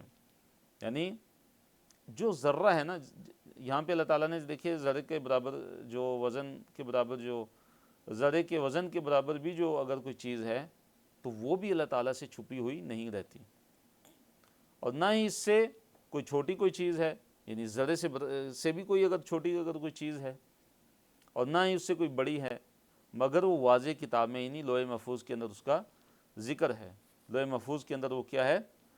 درج ہے۔ تو یہ اصل میں دلیل ہے کہ تم یہ سمجھتے ہو کہ مرنے والے کے جو ذرات ہیں وہ کہیں اڑ جائیں گے، آگے پیچھے ہو جائیں گے، تو اس کا رد ہے کہ نہیں، مرنے والے کے جو ذرات ہیں وہ اللہ تعالیٰ کے علم میں ہیں۔ جب اللہ تعالیٰ کا ارادہ ہوگا، جب اللہ تعالیٰ کا امر آئے گا، جب اللہ تعالیٰ کا حکم آئے گا، تو انہی ذرات کو اللہ تعالیٰ حکم دیں گے تو دوبارہ جسم بن جائے گا، اور تم قیامت کے دن پھر اپنے رب کے سامنے پیش ہو جاؤ گے۔ تو اللہ تعالیٰ نے فرمایا کہ یہ ساری چیزیں کیا ہیں؟ کتاب مبین میں، اللہ تعالیٰ نے لوح محفوظ میں ان سب کو کیا ہے؟ لکھ رکھا ہے۔ لیجزی الذین آمنوا وعملوا الصالحات، لیجزی الذین، تاکہ وہ اللہ تعالیٰ جزا دے ان لوگوں کو کہ جو ایمان لائے، وعملوا الصالحات، اور جنہوں نے نیک اعمال کیے، اولئک لہم مغفرۃ، یہ وہ لوگ ہیں کہ جن کے لیے کیا ہے؟ مغفرت ہے، ورزق کریم، اور ان کے لیے کیا ہے؟ رزق کریم ہے، ان کے لیے عزت والا رزق ہے، مراد جنت کی نعمتیں ہیں۔ والذین سعوا فی آیاتنا معاجزین، والذین، اور وہ لوگ کہ سعوا، جنہوں نے سعی کی، جنہوں نے کوشش کی، فی آیاتنا، ہماری آیتوں میں، معاجزین، نیچا دکھانے کے لیے، یعنی جو ہماری آیتوں کو نیچا دکھانے کے لیے کیا کرتے ہیں؟ سعی اور کوشش کرتے رہتے ہیں۔ تو اللہ تعالیٰ کی آیتوں کو نیچا دکھانے کے لیے سعی، کوشش اور محنت کرنا، یہ اس سے کیا مراد ہے؟ اس سے مراد یہ ہے کہ اللہ تعالیٰ کی آیتوں کا انکار، نعوذ باللہ، جیسے کفار مکہ قرآن کا انکار کرتے تھے، کبھی قرآن کو جادو کہتے تھے، کبھی قرآن کو جو ہے وہ سحر کہتے تھے، کبھی اس کو جو ہے وہ جادو کہتے تھے، کبھی اس کے بارے میں کہتے تھے یہ شعر ہے، نبی صلی اللہ علیہ وسلم کو کبھی شاعر کہتے تھے، کبھی جادوگر کہتے تھے، اور اللہ تعالیٰ کی آیات کا انکار کرتے تھے۔ تو یہ مراد ہے، کبھی اس کو اساطیر الاولین کہتے تھے، افسانے کہتے تھے قرآن کے بارے میں۔ تو یہ مراد ہے کہ ہم جو ہماری آیتوں میں کوشش کرتے ہیں، ہماری آیتوں کے بارے میں کوشش کرتے ہیں، معاجزین، ان کو نیچے دکھانے کے لیے۔ پھر فرمایا اب ان کی جزا کیا ہے، کتنی دردناک ان کی جو ہے وہ سزا ہے اور ان کے لیے عذاب ہے۔ فرمایا اولئک لہم عذاب، یہ وہ لوگ ہیں کہ جن کے لیے عذاب ہے۔ کیسا عذاب؟ من رجز علیم، بدترین قسم کا ان کے لیے عذاب ہے۔ رجز کسے کہتے ہیں؟ رجز کہتے ہیں اسوأ العذاب، اسوأ العذاب، بدترین عذاب۔ پھر ساتھ علیم بھی بول دیا، دردناک ترین عذاب ان کے لیے ہے کہ جو ہماری آیتوں میں، ہماری آیتوں کے بارے میں کوشش کرتے ہیں، ہماری آیتوں کو نیچا دکھانے کے لیے، معاجزین، ہماری آیتوں کو نیچا دکھانے کے لیے، یعنی جو لوگ اللہ تعالیٰ کی آیات ان سے اعراض کرتے ہیں، ان کو کبھی جو ہے وہ جادو قرار دیتے ہیں، کبھی جو ہے نبی صلی اللہ علیہ وسلم کو شاعر کہتے ہیں، اور کبھی کیا کہتے تھے؟ اساطیر الاولین، پہلوں کی کہانیاں ہیں، افسانے ہیں، نعوذ باللہ۔ تو ان کے لیے بدترین عذاب ہے۔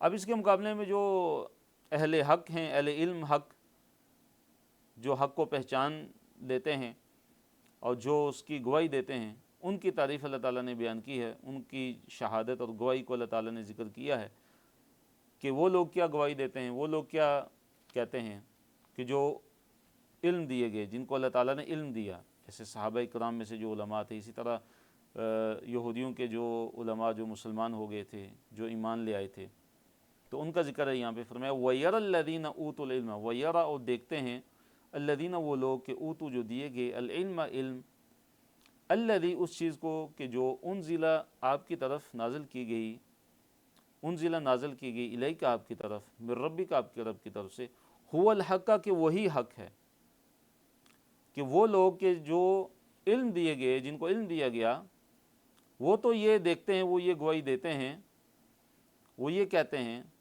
کہ آپ کی طرف، آپ کے رب کی طرف سے جو کچھ بھی نازل کیا گیا ہے وہی حق ہے، وہ یہدی اور وہ رہنمائی کرتا ہے، الی صراط العزیز الحمید، وہ رہنمائی کرتا ہے کس راستے کی طرف؟ وہ راستہ صراط العزیز، جو عزیز کا راستہ، یعنی اللہ تعالیٰ کا راستہ، کہ جو بڑا عزیز ہے، بڑا زبردست ہے، الحمید جو بڑی تعریف والا ہے۔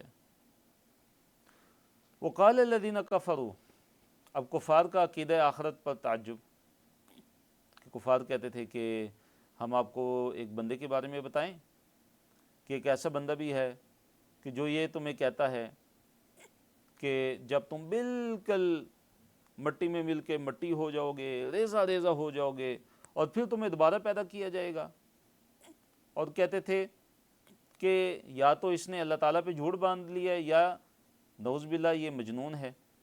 پھر اللہ تعالیٰ نے آگے کیا جواب دیا کہ جو آخرت پر ایمان نہیں لاتے وہ عذاب میں ہوں گے، اور دنیا کے اندر کس میں؟ دور کی گمراہی میں ہیں۔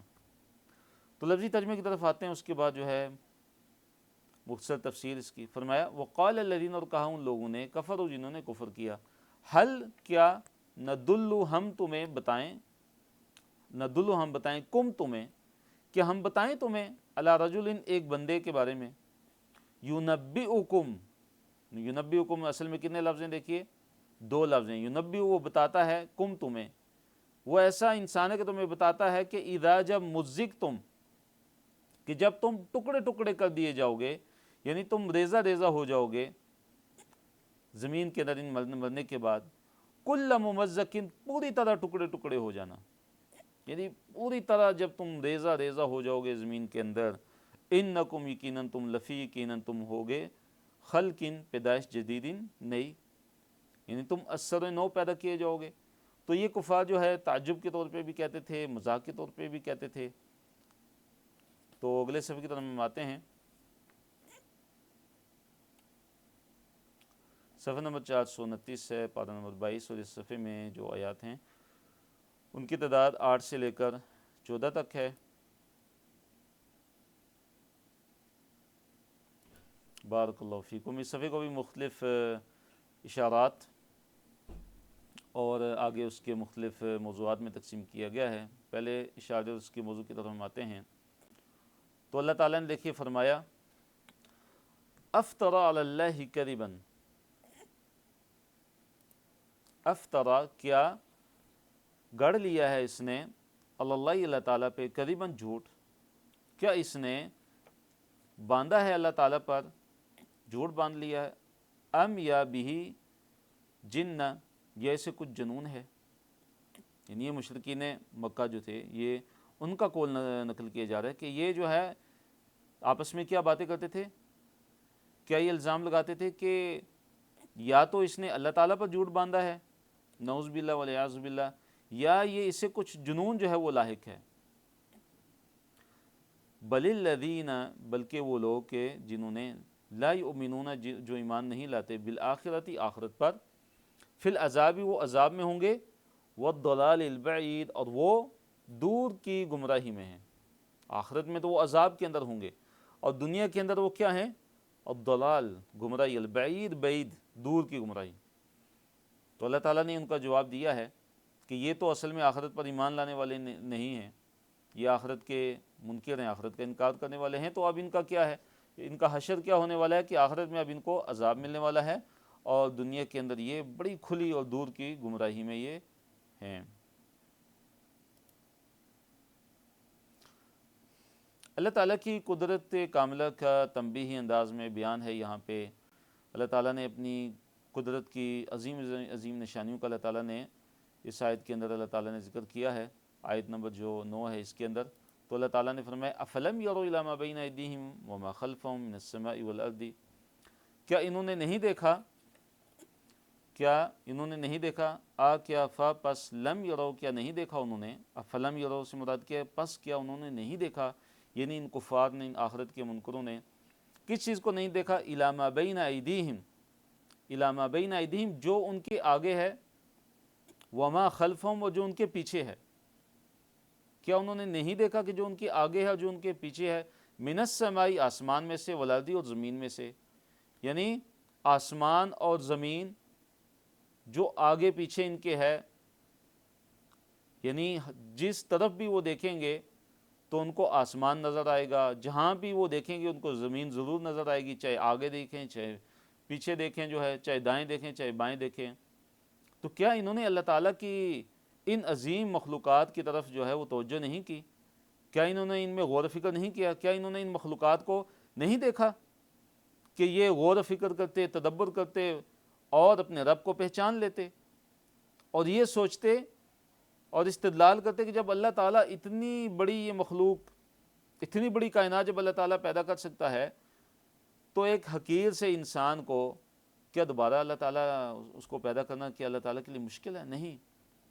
تو پھر اللہ تعالیٰ نے ڈرایا، فرمایا کہ ان نشأ نخسف بہم الارض، اگر ہم چاہیں تو ہم ان کو زمین میں دھنسا دیں، یہی جو زمین ہے کہ جس پہ یہ فائدے لوٹتے ہیں، جو ان کے فائدے کے لیے اللہ تعالیٰ نے بنائی ہے، جس کو اللہ تعالیٰ نے ان کے لیے مسخر کر دیا، اگر ہم چاہیں تو ہم ان کو زمین کے اندر دھنسا دیں، او نسقط علیہم کسفا من السماء، او یا نسقط ہم گرا دیں، علیہم ان پر کسفن ٹکڑے، من السماء آسمان سے، یہ ہم آسمان پہ کیا کریں، آسمان سے ہم ان پہ ٹکڑے بھی گرا سکتے ہیں، وہی آسمان کی جس کو اللہ تعالیٰ نے ان کے لیے مسخر کیا ہے، وہی آسمان کے جس کو اللہ تعالیٰ نے ان کے لیے مزین کر دیا ہے، وہی آسمان اس کو ہم ان کے لیے عذاب کا ذریعہ بنا سکتے ہیں کہ اس سے ہم عذاب کے ٹکڑے ان پر گرا سکتے ہیں، جیسے حضرت شعیب علیہ السلام کی قوم پہ گرے۔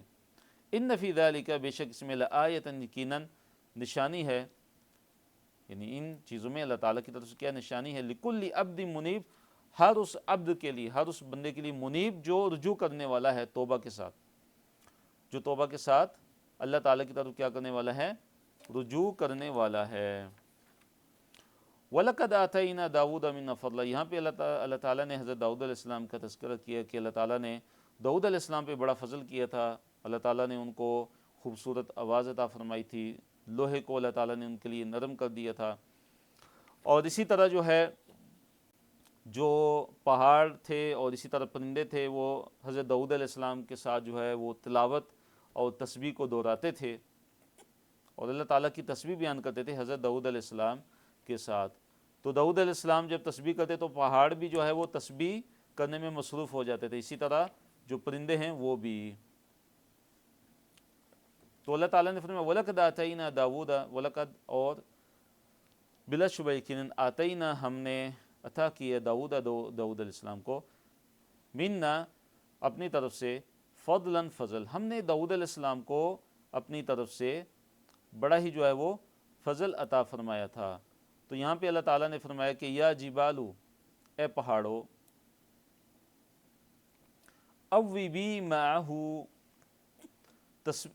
اوبی تسبیح دہراؤ، معہ اس کے ساتھ، اے پہاڑو اس کے ساتھ جو ہے یعنی داؤد علیہ السلام کے ساتھ تسبیح کو دہراؤ، یعنی اس کے ساتھ تسبیح کو دہراؤ۔ تو اوب یعوب تعویب، علامہ، یہ کون سا چیپٹر ہے، علامہ یعلم تعلیم، تو اوب یعوب اس سے مراد کیا ہوتا ہے، دہرانا، کسی چیز کو لوٹانا، مراد کہ یہاں پہ تسبیح کو دہراؤ۔ والطیر، اور پرندے بھی، والطیر، اور پرندوں کو بھی ہم نے یہی حکم دیا کہ تم بھی داؤد علیہ السلام کے ساتھ جو ہے وہ تسبیح کو دہراؤ۔ تو داؤد علیہ السلام کے ساتھ تسبیح و تلاوت کے کلمات جو ہے تم دہراؤ، پہاڑ اور پرندے دونوں۔ تو داؤد علیہ السلام کی جو آواز تھی بڑی ہی پیاری آواز تھی، اللہ تعالیٰ نے ان کو آواز بڑی بہترین اور پیاری عطا فرمائی تھی۔ تو داؤد علیہ السلام جب بھی تسبیح کرتے تھے تو کیا ہوتا تھا، پہاڑ اور پرندے بھی ان کے ساتھ تسبیح کرنا شروع ہو جاتے تھے۔ فرمایا وَأَلَنَّا لَهُ الْحَدِيدَ، وَأَلَنَّا، اور ہم نے نرم کر دیا تھا، لہو اس کے لیے، نہیں داؤد علیہ السلام کے لیے، الحدیدہ حدید کسے کہتے ہیں؟ نرم حدید کہتے ہیں لوہے کو، کہ ہم نے جو لوہا ہے اس کو حضرت داؤد علیہ السلام کے لیے بالکل نرم کر دیا تھا۔ کہتے ہیں کہ جیسے ہاتھ جو ہے ہاتھ میں گوندا ہوا آٹا جیسے ہوتا ہے ایسے کر دیا تھا، یا موم کی طرح نرم کر دیا تھا، یا جیسے مٹی کی طرح جو ہے انسان جو ہے مٹی کو اپنے ہاتھ میں لیتا ہے جیسے گارا ہوتا ہے، تو اس طرح جو ہے وہ لوہے کو حضرت داؤد علیہ السلام کے لیے بنا دیا گیا تھا۔ تو اللہ رب العالمین نے یہ فضل کس کو عطا فرمایا؟ حضرت داؤد علیہ السلام کو عطا فرمایا۔ اور حضرت داؤد علیہ السلام وہ جو زریں تھی وہ بناتے تھے۔ فرمایا انعمل سابغات، انعمل ان یہ کہ اعمل بنا سابغات، سابغات سابغات ان کی جمع، اور اس سے مراد کیا ہے؟ کشادہ اور کامل اور وسیع جو زریں ہیں وہ بنا، یعنی جو زریں ہیں وہ ایسی ہوں کہ جو کشادہ ہوں اور مکمل ہوں، پورے جسم پر جو ہے وہ آ جائیں، لڑنے والے کے پورے جسم کو تاکہ وہ ڈھانپ لیں۔ اور فرمایا وقدر فی السرد، وقدر اور اندازہ کیجئے، اندازہ رکھیے، فی السرد جو کڑیاں ہیں، جو زیروں کی جو کڑیاں ہیں ان کو جوڑنے میں، یعنی ان کو ایک ایسے ایک اندازے سے جو ہے نا آپ ان کو جوڑیے، ایک اندازے سے جو کڑیاں ہیں زیروں کی ان کو جوڑنا ہے، جو ہلکا ہے وہ ایک اندازے سے ہونا چاہیے۔ وَاعْمَلُوا صَالِحًا، اور پھر اللہ تعالیٰ نے حکم دیا کہ اور عمل کرو صالحاً، نیک اعمال کرو، انی بما تعملون بصیر، انی بے شک میں بما تعملون جو تم کرتے ہو بصیرن میں دیکھنے والا ہوں، تمہارے سارے کے سارے اعمال میرے سامنے ہیں۔ تو یہ تو حضرت داؤد علیہ السلام کا تذکرہ ہوا کہ جن کو اللہ تعالیٰ نے یہ اتنا عظیم اللہ تعالیٰ نے ان کو فضل عطا فرمایا تھا۔ اس کے بعد اللہ تعالیٰ نے حضرت سلیمان علیہ السلام کا تذکرہ کیا ہے آیت نمبر 12 کے اندر، یہاں سے کہ حضرت سلیمان علیہ السلام کے لیے اللہ تعالیٰ نے ہوا کو مسخر کر دیا، ان کے لیے تانبے کا جو چشمہ ہے اس کو جاری کیا، جنات کو حضرت سلیمان علیہ السلام کے اللہ تعالیٰ نے ان کو سلیمان علیہ السلام کے تابع کر دیا۔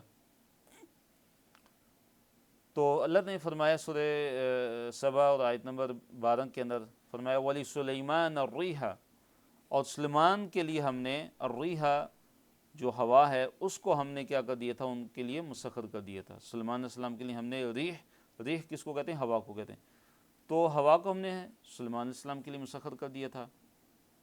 فرمایا غُدُوُّهَا شَهْرٌ، غُدُوُّهَا یعنی اس کا صبح کا چلنا جو ہے وہ 1 ماہ کا تھا، غُدُوُّهَا یعنی اس کا صبح کا چلنا وہ 1 ماہ کا تھا، وَرَوَاحُهَا اور اس کا شام کو چلنا کیا تھا؟ 1 ماہ کا تھا۔ اس سے کیا مراد ہے کہ صبح کا چلنا جو ہے وہ 1 ماہ کا تھا، اور شام کا چلنا اس کا اس ہوا کا کیا تھا؟ 1 ماہ کا تھا۔ مراد یہ ہے کہ 1 مہینے میں جتنی جو مسافت جو طے کی جاتی تھی تو صبح سے دوپہر تک کی 1 منزل میں طے ہو جاتی تھی۔ 1 مہینے کی مسافت جو ہے صبح سے لے کر دوپہر تک کا جو وقت ہوتا تھا وہ مسافت جو ہے وہ طے ہو جاتی تھی۔ اور اسی طرح شام سے لے کے دوپہر سے لے کر پھر رات تک کی کا جو وقت ہوتا تھا اس کے اندر بھی 1 مہینے کی جو مسافت ہوتی تھی وہ طے ہو جاتی تھی۔ یعنی سلیمان علیہ السلام جب کہیں جانے کا ارادہ کرتے تھے تو سلیمان علیہ السلام اور ان کا جو لشکر ہوتا تھا، ان کے ساتھ جو لوگ ہوتے تھے، تو ہوا ان کو اٹھاتی تھی اور ہوا ان کو لے جاتی تھی جس طرف کا بھی وہ ارادہ کرتے تھے۔ تو یہ ان کا کیا تھا؟ معجزہ تھا۔ اللہ تعالیٰ نے ان کو یہ معجزہ عطا فرمایا تھا، اور ان کا یہ معجزہ دیکھیے اس کا اللہ نے اس کے بارے میں کیا فرمایا کہ غُدُوُّهَا شَهْرٌ، غُدُوُّهَا شَهْرٌ کہ اس کا صبح کا چلنا 1 مہینے کے برابر تھا، اور اسی طرح اس کا شام کا چلنا وہ 1 مہینے کی مسافت کے برابر ہوتا تھا۔ تو یعنی کہ 1 دن میں وہ 2 مہینے کا جو سفر ہے وہ طے کر لیتے تھے۔ تو ہوا ان کو اٹھاتی تھی اللہ تعالیٰ کے حکم سے، ان کو اڑا کر لے جاتی تھی جس طرف وہ جانے کا ان کا ارادہ ہوتا تھا۔ اسی طرح اللہ تعالیٰ نے سلیمان علیہ السلام کے تابع جنات کو بھی کر دیا تھا۔ یہاں پہ ان کا ذکر ہے، فرمایا وَمِنَ الْجِنِّ اور جنوں میں سے من وہ بھی تھے کہ جو یعملوا کام کرتے تھے بین یدیہ اس کے سامنے یعنی سلیمان علیہ السلام کے سامنے، بِإِذْنِ ربی اس کے رب کے حکم سے، یعنی سلیمان علیہ السلام کے رب کے حکم سے۔ فرمایا وَمَن يَزِغْ اور جو کوئی بھی ان میں سے جو ہے وہ سرتابی کرتا تھا، عن امرنا ہمارے حکم سے، یعنی ان جنوں میں سے جو بھی ہمارے حکم کی مخالفت کرتا تھا، ہمارے حکم میں جو ہے وہ ٹیڑھ پن کرتا تھا، تو نُذِقْهُ ہم اس کو چکھائیں گے من عذاب السعیر بھڑکتی ہوئی آگ کے عذاب سے، ہم اس کو بھڑکتی ہوئی آگ کے عذاب سے ہم اس کو چکھائیں گے۔ کیونکہ ان کو حضرت سلیمان علیہ السلام کے حکم کا ماننا، اس کا حکم دیا گیا تھا کہ حضرت سلیمان علیہ السلام کے حکم کی اطاعت کریں گے، ان کے حکم کو مانیں گے، تو اب جو بھی ان کی اطاعت نہیں کرتا، جس نے بھی ان کی اطاعت سے سرتابی کی، تو اس کے لیے اللہ تعالیٰ نے کیا عذاب تیار کیا؟ فرمایا نُذِقْهُ مِنْ عَذَابِ السَّعِيرِ اس کے لیے میں عذاب سعیر میں سے ہم نے اس کے لیے تیار کیا ہے، بھڑکتی ہوئی آگ میں سے تیار کیا ہے۔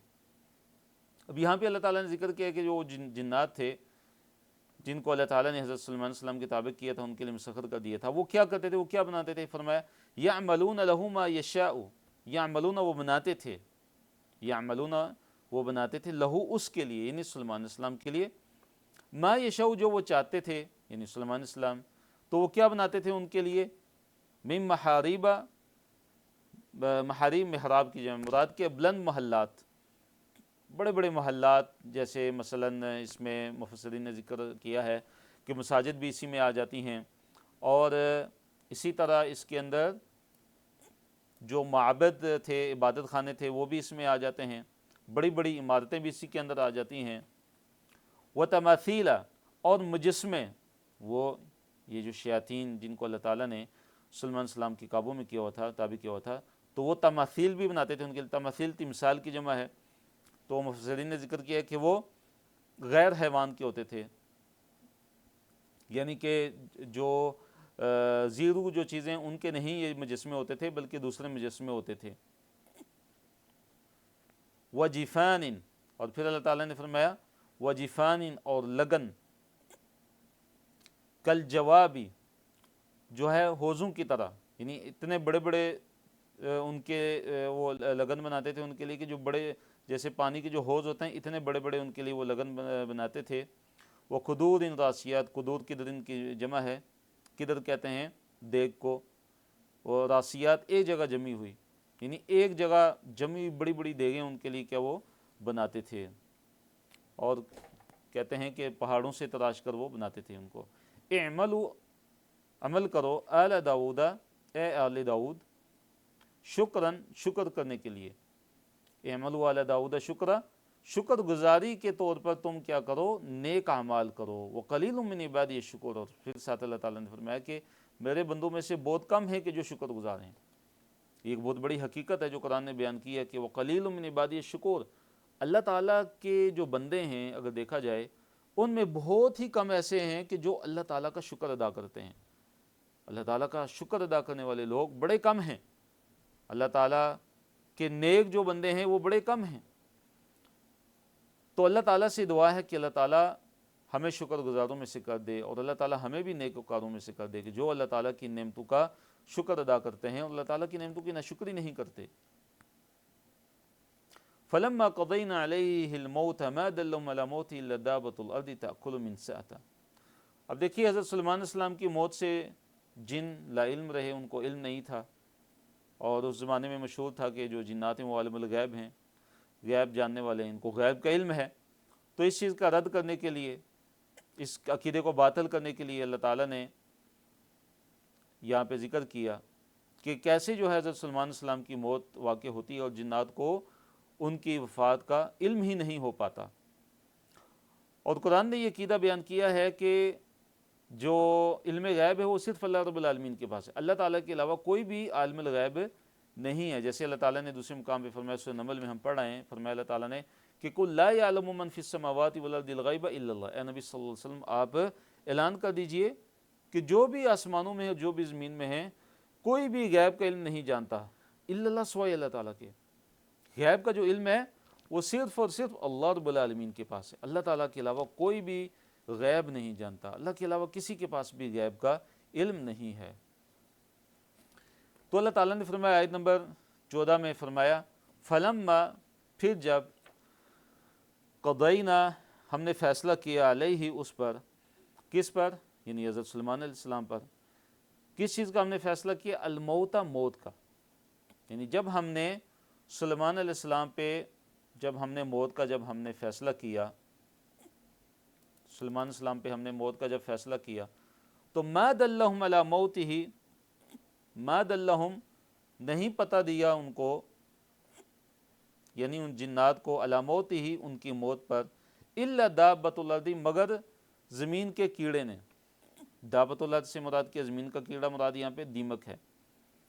الا دابۃ الارض تأکل جو کھاتا تھا، من سأتہ ان کی لاٹھی کو، کہ وہ کیڑا کہ جو حضرت سلیمان علیہ السلام کی لاٹھی کو کھاتا رہا۔ فلما، پھر جب خرّ وہ گر پڑے یعنی سلیمان علیہ السلام، تو تبینت تو واضح ہو گیا، حقیقت کھل کر سامنے آ گئی، الجن جنوں کو، جنوں پر، یعنی جنوں پر یہ حقیقت کھل کر سامنے آ گئی، ان پر بالکل واضح ہو گیا کہ لو کانوا یعلمون الغیب، کہ ان یہ کہ لو کانوا یعلمون اگر وہ جانتے ہوتے الغیب غیب کو، ما لبثوا تو وہ نہ رہتے فی العذاب المہین جو ہے ذلیل کرنے والے عذاب میں۔ اگر وہ غیب جانتے ہوتے تو وہ اس عذاب مہین کے اندر نہ رہتے۔ تو جیسے پہلے ذکر ہوا کہ سلیمان علیہ السلام کے زمانے میں بہت سے لوگ سمجھتے تھے کہ جنات جو ہے وہ غیب کا علم رکھتے ہیں، تو اللہ تعالیٰ نے جنوں کے علم غیب کی جو حقیقت ہے اس کو واضح کرنے کے لیے ایک عجیب طریقہ اختیار فرمایا، جس کا یہاں پہ اللہ تعالیٰ نے ذکر بھی فرمایا۔ وہ یہ کہ سلیمان علیہ السلام کی وفات جو ہوتی ہے وہ اس حال میں ہوتی ہے کہ وہ اپنی لاٹھی جو تھی ان کی اس پر ٹیک لگا کر کھڑے تھے، اور جنات جو ہیں وہ اپنے کاموں میں مصروف تھے۔ تو جن کا حکم سلیمان علیہ السلام نے ان کو دیا تھا، بھئی آپ نے یہ کام کرنا ہے، یہ کام کرنا ہے، تو جنات جو ہے اپنے کام میں مصروف تھے، اور سلیمان علیہ السلام اپنی جو لاٹھی تھی اس پہ انہوں نے ٹیک لگائی ہوئی تھی۔ تو ان کو معلوم نہ ہو سکا، جنوں کو معلوم نہ ہو سکا کہ سلیمان علیہ السلام جو ہے وہ فوت ہو چکے ہیں، اور وہ اپنا کام جو ہے وہ بدستور کام کرتے رہے۔ اور جو دیمک ہے جس کے بارے میں اللہ نے فرمایا کہ دابۃ الارض، یہ جو دیمک یہ ان کی لاٹھی کو، سلیمان علیہ السلام کی لاٹھی کو اندر سے جو ہے وہ کھاتی رہی، اور وہ لاٹھی کیا ہو گئی؟ اندر سے بالکل کھوکھلی ہو گئی، اور پھر کیا ہوا کہ سلیمان علیہ السلام کا جو بوجھ ہے وہ لاٹھی برداشت نہ کر سکی، اور آپ علیہ السلام جو ہے وہ گر پڑے۔ تب جا کر جنات کو اور لوگوں کو پتہ چلا کہ سلیمان علیہ السلام کیا جی وفات پا گئے ہیں۔ تو یہاں پہ اللہ تعالیٰ نے اس حقیقت کو اللہ رب العالمین نے یہاں پہ واضح کیا ہے کہ جو غیب کا علم ہے وہ صرف اللہ تعالیٰ ہی کے پاس ہے۔ اگلے صفحے پہ ہم آتے ہیں، صفحہ نمبر 430 ہے اور پارہ نمبر 22 ہے، اور یہ جو صفحہ اس پہ جو آیات ہیں اس کی تعداد کتنی ہے؟ 15 سے لے کر 22 تک۔ اس کو ہم پڑھتے ہیں انشاءاللہ۔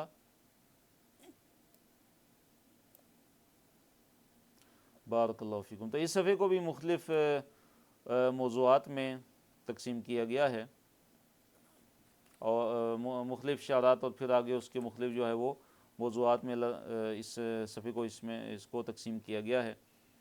تو پہلا جو اشارہ ہے اور اس کے جو موضوعات ہیں اس کی طرف ہم آتے ہیں۔ تو اللہ رب العالمین نے فرمایا کہ لقد کان لکم،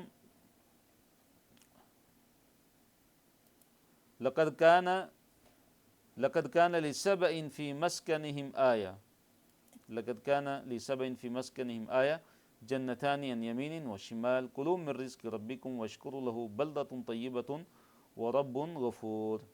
تو اس سے پہلے جو ہے جو قوم سبا ہے اس کے بارے میں تھوڑا سا ہم جانتے ہیں کہ جو قوم سبا جو تھی، قوم کا نام بھی سبا ہے، اور اسی طرح وہ جو جگہ تھی اس کا نام بھی سبا ہے، اور یہ جو قوم ہے یہ یمن کا جو علاقہ ہے اس میں یہ بات تھی، اور اللہ تعالیٰ نے ان کو بڑی خوشحالی اور امن اور سکون عطا فرمایا تھا۔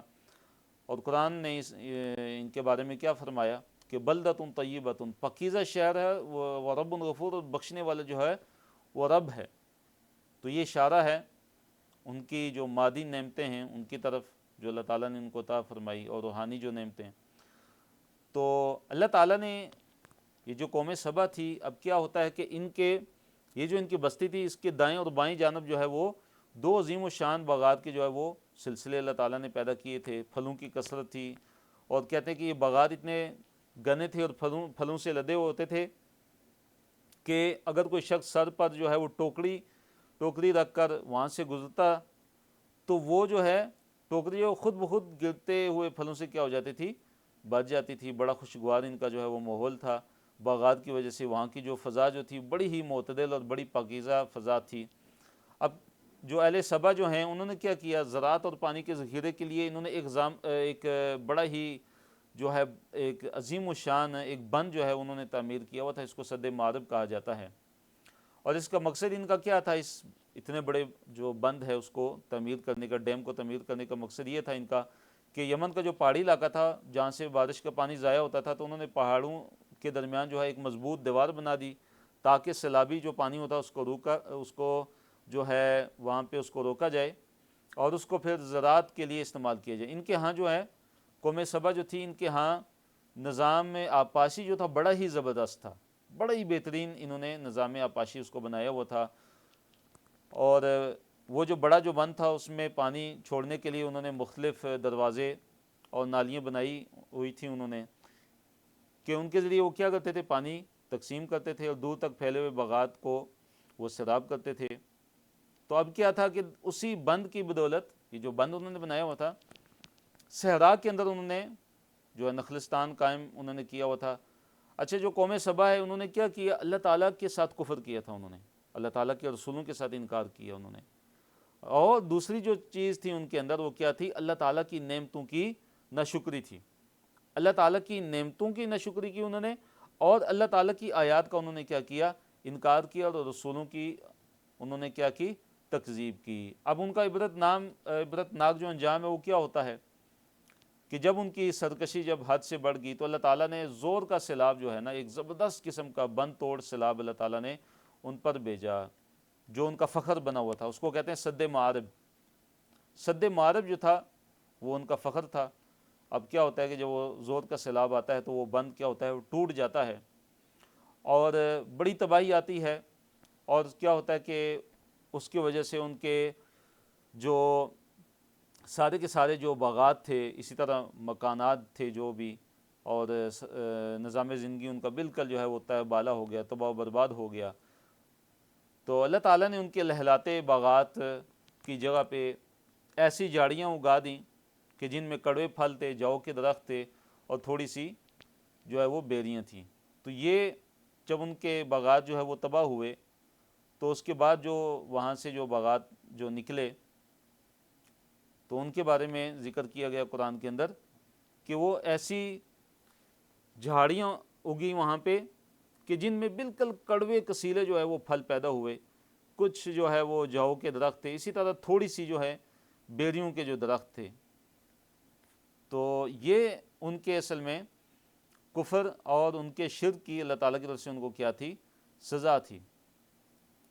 لقد کان لسبعین، لقد البتہ تحقیق، کانا ہے لسبعین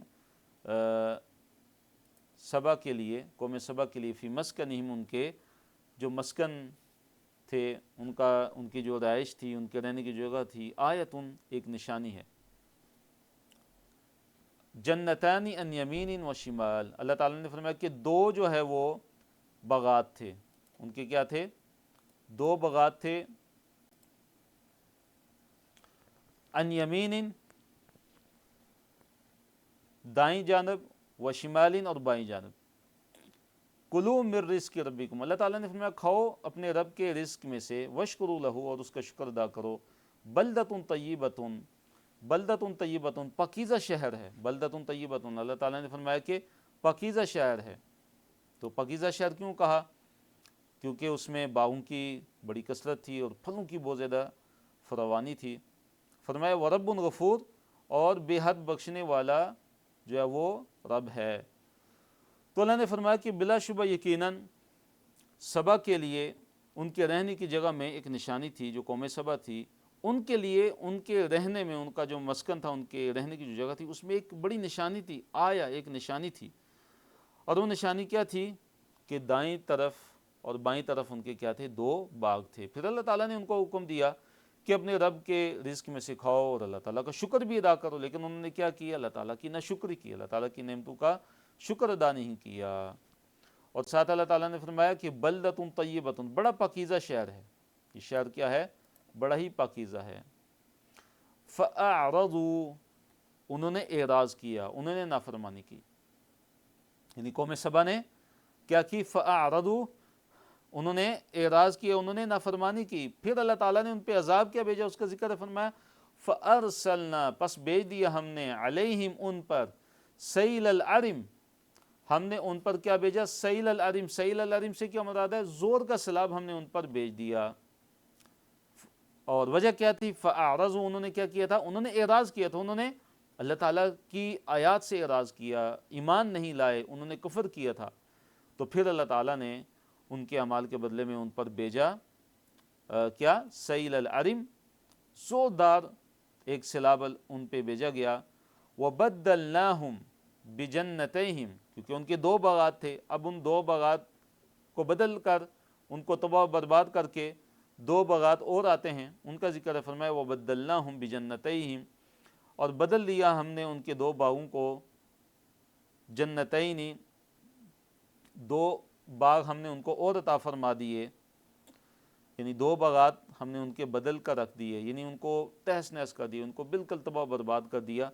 تو 2 باغ پھر بعد میں ایسے اگتے ہیں، فرمایا کہ ذواتئی اکل خمطن، ذواتئی والے، اکل کہتے ہیں جو ہے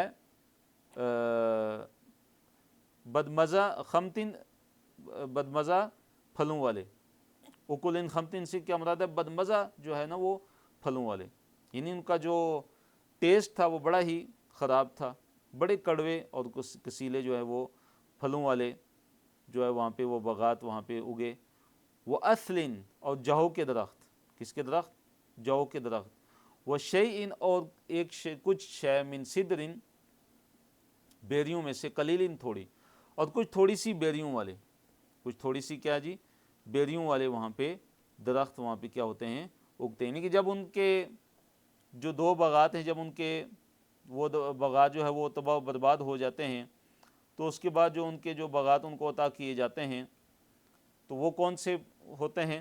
2 باغوں کے بدلے اللہ نے فرمایا کہ 2 باغ اور ہم نے دیے، جو بدمزہ، جو بالکل کڑوے کسیلے جو ہے پھلوں والے تھے۔ اور وہ ان 2 باغات کے اندر کیا تھے؟ کہ جہو کے درخت تھے، اور کچھ تھوڑی سی جو ہے وہ بیریوں والے تھے۔ تو یہ اللہ تعالیٰ نے ان کو ان کے اعمال کا ان کو بدلہ عطا فرمایا۔ ذالک، یہ جزائناہم، ہم نے ان کو جزا دی، بما کفروا، سبب اس کے جو انہوں نے کفر کیا تھا، وہل نجازی، اور کیا ہم اور نہیں ہم بدلہ دیتے اس طرح کا، الا الکفور، مگر بہت زیادہ ناشکرے کو، ہم ایسا بدلہ اسی کو دیتے ہیں کہ جو کفور ہے، جو بہت زیادہ ناشکری کرنے والا ہے۔ تو دیکھیے اللہ تعالیٰ کی نافرمانی پر، اللہ تعالیٰ کی نافرمانی کی وجہ سے ان پر عذاب آتا ہے، ان کے باغات کو تباہ برباد کر دیا جاتا ہے۔ تو اب جو اصل جو چیز ہے سیکھنے والی اور سمجھنے والی اور غور و فکر کرنے والی، وہ کیا ہے کہ ہمارے لیے اس کے اندر کیا سبق ہے، ہمارے لیے اس کے اندر کیا جو ہے وہ لیسن ہے، کہ کیا بس یہ ہم جان لیں کہ ہاں قوم سبا بڑی امیر قوم تھی، اور بڑی فراوانی تھی، اور بڑے بہترین ان کے پاس باغات تھے، بڑے لہلاتے ان کے پاس باغات تھے، اور پھر ان کے باغات وہ تبدیل ہو گئے، چینج ہو کے دوسرے باغات ان کو عطا فرما دیے گئے، کہ بس تاریخ ہمیں معلوم ہو جائے۔ نہیں، یہ مقصد نہیں ہے۔ ہمارے لیے کیا اس میں سبق ہے کہ سب سے پہلے تو ہم یہ جانیں کہ ہم یہ جو قرآن جو ہے یہ اللہ رب العالمین کی کتاب ہے، ہم یہ سمجھیں کہ اس کی ہر آیت میرے لیے ہے، اس کی ہر آیت میرے لیے نازل ہوئی ہے۔ یہ نہیں کہ ابھی قوم سبا کا ذکر ہو رہا ہے، ان کی ایک کہانی کوئی ذکر ہو رہی ہے، ان کی کوئی تاریخی باتیں ان کی ذکر ہو رہی ہیں، کوئی ہسٹری کی یہ کتاب ہے کہ ہسٹری ذکر ہو رہی ہے۔ نہیں، مقصد ہمارے لیے ہے کہ ہم نصیحت حاصل کریں، ہم عمل کریں، اور ہم ان اعمال سے بچیں، اللہ تعالیٰ کی نافرمانی سے بچیں کہ جب انہوں نے اللہ تعالیٰ کی نافرمانی کی تو کیسے ان پہ اللہ رب العالمین کا عذاب آ گیا، اور اللہ تعالیٰ نے ان سے ان نعمتوں کو چھین لیا جو نعمتیں اللہ تعالیٰ نے ان کو عطا فرمائی تھیں۔ تو اس واقعے کے اندر، اور اسی طرح قرآن کے اندر جگہ جگہ جو واقعات ذکر ہیں، جو قصے ذکر ہیں انبیاء کے، مختلف قوموں کے، تو ان میں ہمارے لیے بڑے ہی سبق ہیں، بڑی نصیحت کی باتیں ہیں، بڑی سبق کی باتیں ہیں کہ ہم سبق حاصل کریں اور اپنے رب کے قریب ہو جائیں اور اپنے رب کی نافرمانی کو جو ہے وہ چھوڑ دیں۔ ان کے درمیان جو اللہ تعالیٰ نے یعنی جو قوم سبا کی جو بستیاں تھیں اور اسی طرح جو شام کی بستیاں تھیں، جو درمیان کو جو راستہ تھا، اب وہ جو سڑک تھی، وہ جو راستہ تھا، اس پہ بھی بستیاں موجود تھیں، ظاہر آنے والی، نظر آنے والی بستیاں وہاں پہ موجود تھیں، اور ان کے درمیان جو چلنے کا جو اندازہ تھا وہ مقرر کر دیا تھا۔ فرمایا اللہ تعالیٰ نے وَجَعَلْنَا، اور ہم نے بنا دی، بینہم، ان کے درمیان، و بین القریٰ، اور ان بستیوں کے درمیان، التی، وہ بستیاں کہ بارکنا فیہا، کہ جن میں ہم نے برکت عطا فرمائی تھی، یعنی قوم سبا کی جو بستیاں تھیں نا، اور پھر وہ بستیاں کہ جن میں اللہ تعالیٰ نے برکت عطا فرمائی، تو وہ کون سی بستیاں تھیں؟ شام کی بستیاں تھیں۔ جب قرآن کے اندر برکت والی زمین کا ذکر ہو، برکت والی سرزمین کا تذکرہ ہو، تو مراد شام کا علاقہ ہے۔ کون سا علاقہ ہے؟ شام کا علاقہ۔ فرمایا کہ بنا دی ہم نے ان کے درمیان اور ان بستیوں کے درمیان کہ وہ بستیاں کہ جن بستیوں میں ہم نے برکت عطا فرمائی تھی، ہم نے کیسی بستیاں بنا دی؟ فرمایا قرن، ایسی بستیاں، قرن قریتن کی جمع ہے، قریتن ایک بستی اور قرن زیادہ بستیاں، ظاہرتن، جو ظاہر تھی، نظر آنے والی تھی، یعنی ایک سے دوسری جو بالکل پیوست تھی اور مسلسل تھی، یعنی ان کا جو راستہ ہوتا تھا یمن سے شام کی طرف سفر کرنے کا، وہ جو راستہ تھا اس پہ جو ہے نا جگہ جگہ بستیاں تھیں۔ کیا تھیں؟ ایسے جگہ جگہ شہر آباد تھے، بستیاں وہاں پہ آباد تھیں۔ اور ساتھ اللہ تعالیٰ نے فرمایا وَقَدَّرْنَا، اور ہم نے اندازہ مقرر کر دیا تھا، فیہا، ان میں، یعنی ان بستیوں میں، السیرہ، چلنے کا، ہم نے ان کے درمیان جو ہے وہ چلنے کا کیا کر دیا تھا؟ فاصلہ مقرر کر دیا تھا، یعنی کہ ایک آبادی سے دوسری آبادی کا جو فاصلہ ہوتا تھا وہ متعین اور معلوم تھا۔ مثلا ایک بندہ جب صبح سے سفر کرتا تھا تو اس کو پتہ ہوتا تھا کہ دن کے وقت میں فلاں بستی تک پہنچ جاؤں گا۔ اب وہ اس بستی میں جاتا تھا تو وہاں پہ اس کے لیے ہر قسم کی اس کے لیے نعمت وہاں موجود ہوتی تھی، کھانا پینا، اور وہاں پہ آرام کرنا، وہاں پہ رہنا، یعنی اتنا زبردست ان کا نظام تھا، اتنی نعمتوں کے اندر تھے وہ۔ یہ مراد ہے کہ وَقَدَّرْنَا فِيهَا السَّيْرَ، کہ ایک جو بستی ہوتی تھی، ایک جو بادی ہوتی تھی، اس بادی سے لے کر دوسری جو بادی ہوتی تھی اس کا فاصلہ جو ہوتا تھا وہ ان لوگوں کو پتہ ہوتا تھا، ان کو متعین تھا، پتہ ہوتا تھا۔ تو اللہ تعالیٰ نے فرمایا سیرو، چلو، فیہا، ان بستیوں میں، لیالیا، رات کو، و ایامن، اور دنوں کو، آمنین، امن بے خوف ہو کر، یعنی کوئی خوف نہیں تھا چوروں کا، ڈاکوں کا، ان کو کوئی بالکل کسی قسم کا ان کو خوف نہیں تھا، اتنی اللہ تعالیٰ نے ان کو نعمتیں عطا فرمائی تھیں۔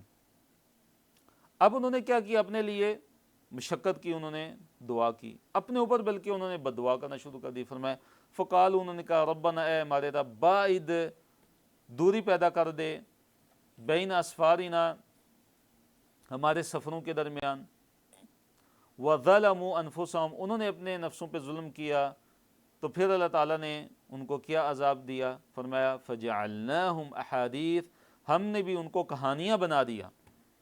ہم نے ان کو کیا بنا دیا؟ ہم نے ان کو کہانیاں بنا دیا، یعنی پھر ان کو ایسا نیست و نبود کر دیا، ایسا ان کو جو ہے تتر بتر کر دیا، آگے پیچھے وہاں سے کر دیا، کہ ایسا ناپید کر دیا ان کے لیے، ان کو، کہ ان کی ہلاکت کے جو قصے تھے وہ لوگوں کی زبانوں پر مشہور تھے۔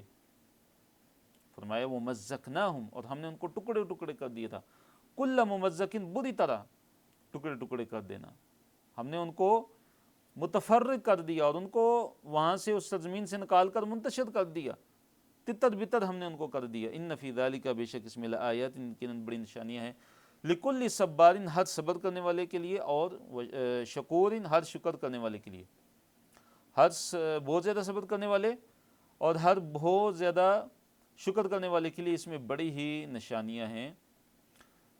شیطان کا گمان درست ثابت ہوتا ہے کہ کثرت تابع اور ایک جماعت ایمان پر، ایمان والے اور شک والے علیحدہ۔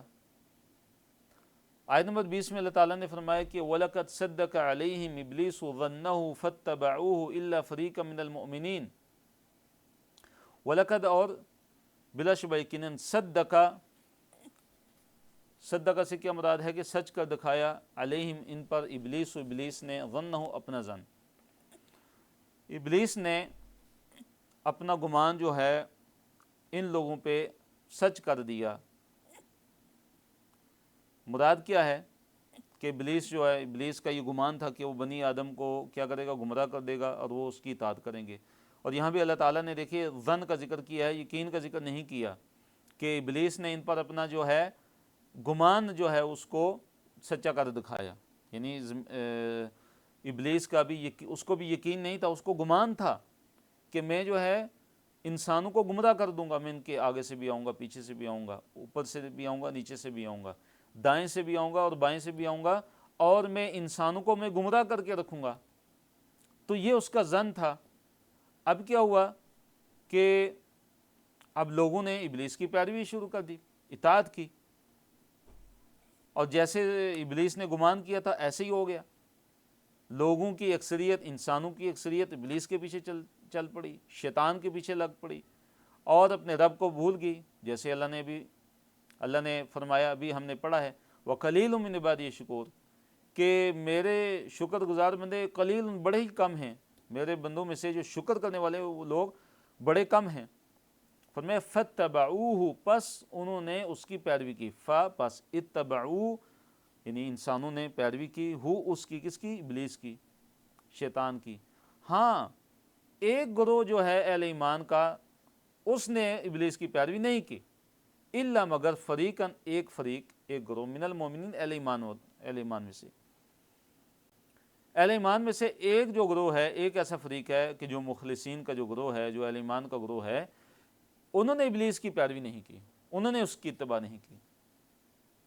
وما كان له علیہ من سلطان، اور فرمایا کہ وما كان، نہیں تھا، لہو اس کے لیے، یعنی ابلیس کے لیے، علیہم ان پر، انسانوں پر، من سلطان کوئی بھی غلبہ، یعنی ابلیس کو، شیطان کو کوئی غلبہ نہیں دیا گیا تھا، کوئی زبردستی گمراہ کرنے کی کوئی ایسی طاقت نہیں دی گئی تھی ابلیس کو، شیطان کو، کہ وہ انسانوں کو گمراہ کر سکے، ایسی کوئی طاقت اس کو نہیں دی گئی۔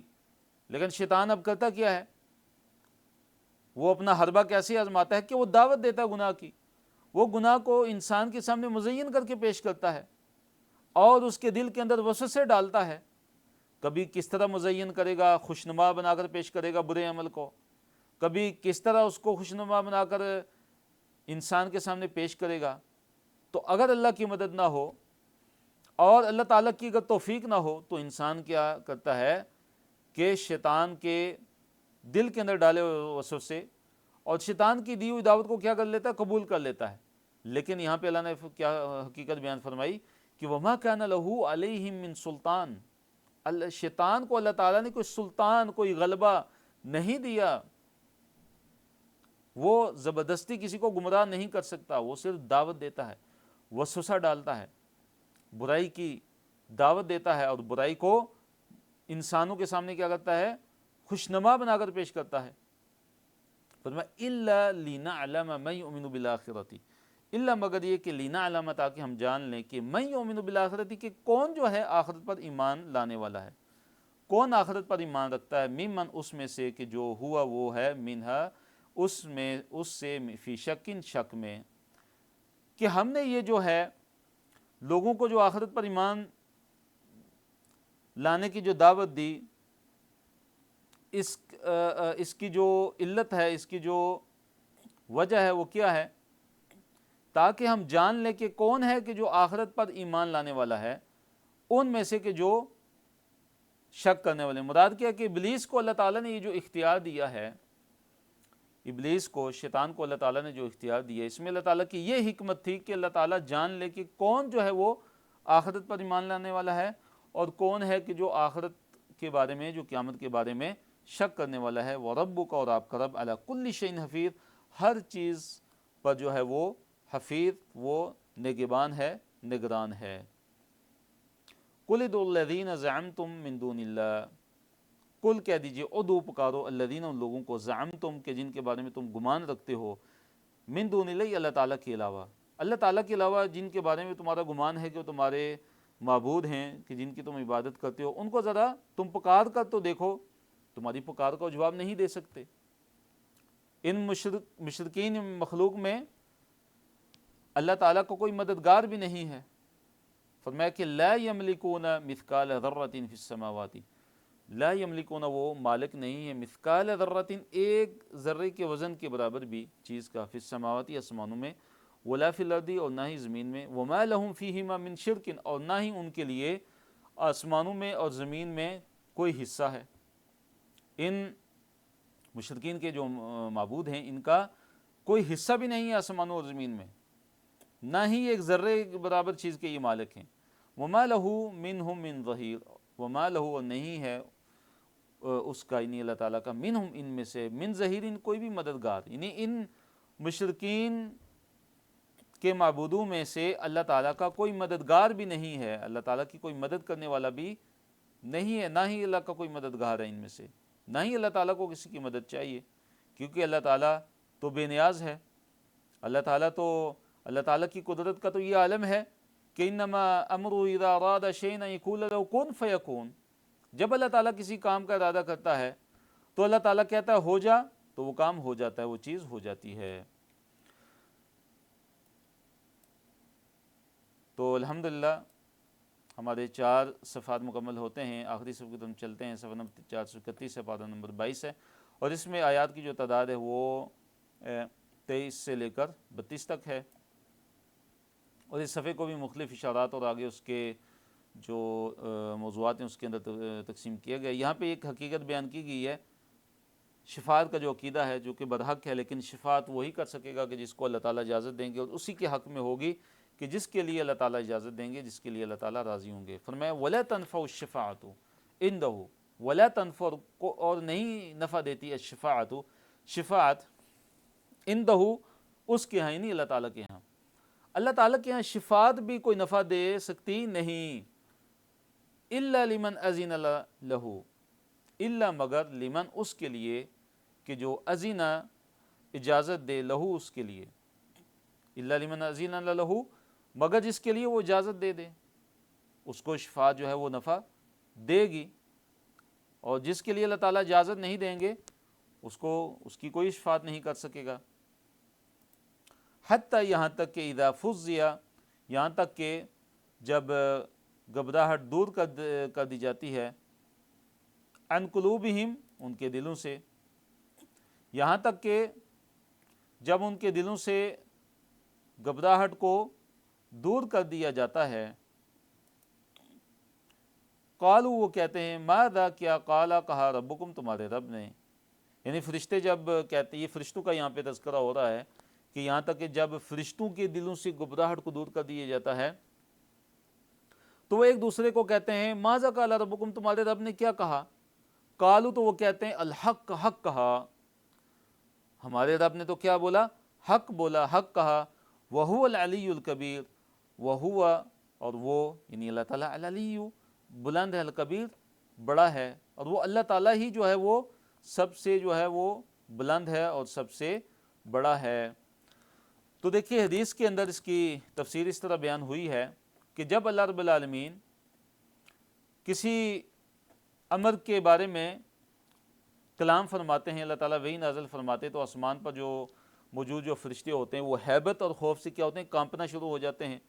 اور ان پر، یعنی فرشتوں پر کیسی کیفیت عاری ہو جاتی ہے، بے ہوشی کی کیفیت عاری ہو جاتی ہے.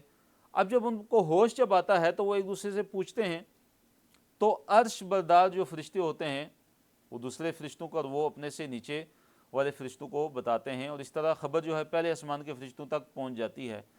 تو وہ پھر بتاتے ہیں کہ ہاں رب نے جو ہے وہ حق بات ہی کہی ہے۔ تو یہ حالت ہے فرشتوں کی کہ جب اللہ تعالیٰ کلام صرف فرماتا ہے، کسی بات کا حکم دیتا ہے، تو یہ ان کے اندر استطاعت نہیں ہوتی ہے، یہ بے ہوش ہو جاتے ہیں، اور ان پہ اتنی خوف اور گھبراہٹ کی کیفیت ان پہ طاری ہو جاتی ہے، یہاں تک کہ جب ہوش میں آتے تو کہتے ہیں ماذا قال ربکم، تمہارے رب نے کیا کہا؟ قالوا، تو وہ کہتے ہیں الحق کا حق کہا، وہو العلی الکبیر، اور وہ بڑا بلند ہے اور بہت بڑا ہے۔ کفار مکہ جو تھے وہ ربوبیت کا اقرار کرتے تھے۔ اللہ نے کل کہہ دیجئے من یرزقکم، کون ہے جو تمہیں رزق دیتا ہے، من السماوات، آسمانوں سے، والارض، اور زمین سے، قل اللہ، کہہ دیجئے اللہ تعالیٰ، وَإِنَّا، اور یقیناً ہم، او ایاکم، یا تم، لعلی ھدی، یقیناً ہدایت پہ ہیں، او فی ضلال مبین، یا گمراہی کے اندر ہیں۔ تو مراد کیا ہے کہ اے نبی صلی اللہ علیہ وسلم، آپ ان سے ذرا یہ سوال کیجئے کہ کون ہے جو تمہیں آسمانوں اور زمین سے جو ہے وہ رزق دیتا ہے؟ تو آپ اعلان کر دیجئے کہ اللہ تعالیٰ یہ ہے کہ جو تمہیں آسمانوں سے اور زمین سے تمہیں رزق دیتا ہے۔ اب یہ ہے کہ یا تو ہم یا تم، ہم دونوں میں سے کوئی ایک جو ہے وہ ہدایت پہ ہے یا واضح گمراہی پہ ہے، یا تم جو ہے ہدایت پہ ہو، یا تم جو ہے کس پہ ہو، گمراہی پہ ہو، واضح گمراہی پہ۔ وَإِنَّا، اور یقیناً ہم، او ایاکم، یا تم، لعلی، یقیناً ہم، لعلی ھدی، ہم ہدایت پر ہیں، او فی ضلال مبین، یا جو ضلال مبین ہے، جو کھلم کھلا جو گمراہی ہے اس میں۔ تو یہاں پہ بھی جو دیکھیے بحث اور مناظرہ میں حکمت اور شائستگی برتنے کی تعلیم دی گئی ہے، باوجود اس کے کہ مسلمان حق پر ہیں، مسلمان جانتے ہیں کہ ہم بالکل برحق ہیں، لیکن چاہیے کہ مخاطب کو اس طرح غور و فکر کی دعوت دیں، غور و فکر کی اس کو دعوت دیں کہ وہ غور و فکر کرے۔ یعنی فرض کرو کہ ہم مجرم ہیں تو اس کا جو خمیازہ ہے وہ ہمیں ہی بھگتنا پڑے گا، اس کا خمیازہ ہمیں ہی بھگتنا پڑے گا، ہم میں سے جو بھی مجرم ہوگا۔ اور ہم میں سے ہر ایک کو سوچنا چاہیے کہ کہیں ہم غلط راستے کی طرف تو نہیں جا رہے۔ یعنی جب اہل ایمان ایسے اس طریقوں کو اختیار کریں گے، بات چیت کا یہ والا طریقہ، حکمت اور شائستگی دعوت کے اندر، تو جو مخاطب ہے، جو باطل پہ ہے، وہ سوچنے پہ مجبور ہو جائے گا، اس کو سوچنے پہ مجبور کیا جائے گا اس طریقے سے کہ وَإِنَّا وَإِيَّاكُمْ لَعَلَىٰ هُدًى أَوْ فِي ضَلَالٍ مُّبِينٍ، کہ ہم میں سے ایک نہ ایک ضرور کوئی نہ کوئی جو ہے یا تو ہدایت پہ ہے یا ضلال مبین میں ہے۔ لیکن جو اہل ایمان ہیں ان کو تو یقین ہے، ان کا تو ایمان ہے، ان کا تو یقین ہے کہ وہ لَعَلَىٰ هُدًى، کہ وہ تو ہدایت پہ ہیں، وہ تو واضح ہدایت پہ ہیں۔ لیکن یہ جو انداز ہے بات کرنے کا، یہ جو طریقہ ہے، تو یہ دعوت دینے کا ایک طریقہ ہے کہ اس طریقے سے تاکہ ان کو غور و فکر کی دعوت دی جائے۔ اور پھر فرمایا کل، کہہ دیجئے لا تسألون، تم سے سوال نہیں ہوگا، اما اجرمنا، جو جرم ہم نے کیے، جو ہم نے جو جرم کیے ان کے بارے میں تم سے سوال نہیں ہوگا۔ لا تسألون، تم سے سوال نہیں کیا جائے گا، اما اجرمنا، کہ جو ہم نے جرم کیے یعنی ہمارے گناہوں کے بارے میں تم سے نہیں پوچھا جائے گا، ولا نسأل، نہ ہی ہم پوچھے جائیں گے، نہ ہی ہم سے سوال ہوگا، اما تعملون، جو کچھ تم کرتے ہو۔ قل یجمع بیننا ربنا، کہہ دیجئے کہ جمع کرے گا ہمارے درمیان ہمارا رب، ثم یفتح، اور پھر وہ فیصلہ کرے گا، وہ الفتاح العلیم، اور وہ فیصلہ کرنے والا ہے، العلیم، اور خوب جو ہے وہ جاننے والا ہے۔ یعنی اے نبی صلی اللہ علیہ وسلم، آپ اعلان کر دیجئے کہ ہمارا رب ہمیں قیامت کے دن جمع کرنے والا ہے، ہمارا رب ہمیں اکٹھا کرنے والا ہے،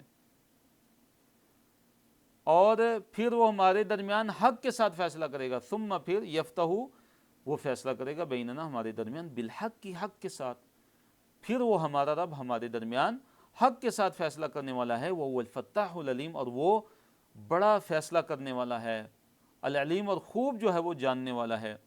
قل کہہ دیجیے ارونی، دکھاؤ مجھے، الذین، ان لوگوں کو، ان ہستیوں کو، کہ الحق تم، کہ تم نے ملا دیا ہے، بہی، اس کے ساتھ، اس اللہ تعالیٰ کے ساتھ، شرکاء، شریک بنا کر۔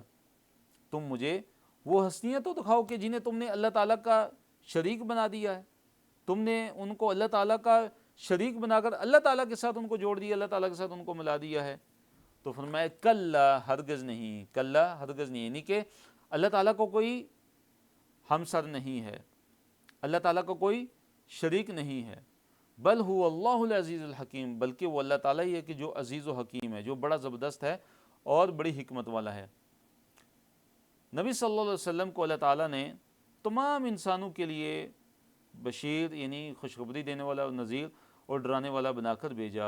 فرمایا وما ارسلناک، نہیں ہم نے بھیجا آپ صلی اللہ علیہ وسلم کو، الا مگر کافۃ للناس، سارے کے سارے لوگوں کے لیے ہم نے آپ کو بنا کر بھیجا ہے، بشیرن، بشارت دینے والا، و نذیرن، اور ڈرانے والا، یعنی بشارت دینے والا ان کو کہ جو نیک عمل کریں گے، جو اچھے اعمال کریں گے، اور نذیرن، ڈرانے والا کن کو، کہ جو کفر شرک کرتے ہیں، جو برے اعمال کرتے ہیں۔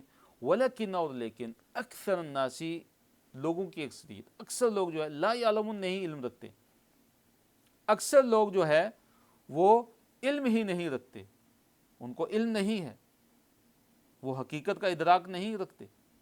وَيَقُولُونَ، اور وہ کہتے ہیں، مَتَى هَذَا الْوَعْدُ، کب ہوگا یہ وعدہ، کب یہ وعدہ پورا ہوگا، یعنی عذاب کا وعدہ، قیامت کا وعدہ۔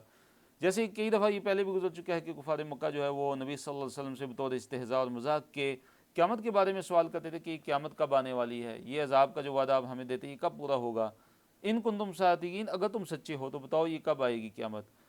تو اللہ تعالیٰ نے کیا جواب دیا، فرمایا قُل لَكُم مِيعَادُ يَوْمٍ، اے نبی صلی اللہ علیہ وسلم آپ کہہ دیجئے کہ تمہارے لیے ایک دن کی میعاد ہے، ایک دن کا تمہارے لیے ایک وعدہ ہے، تم سے وعدہ ہے، لا تستأخرون عنہ ساعۃ، تم نہیں پیچھے رہ سکو گے اس سے، ساعتاً، ایک گھڑی، ولا تستقدمون، نہ تم آگے بڑھ سکو گے، یعنی قیامت کا ایک دن مقرر ہے، جب وہ آ جائے گا، جب قیامت کی وہ گھڑی آ جائے گی تو تم پیچھے نہیں رہ سکو گے اور نہ ہی آگے بڑھ سکو گے، ایک گھڑی کے لیے آگے پیچھے تم نہیں ہو سکو گے۔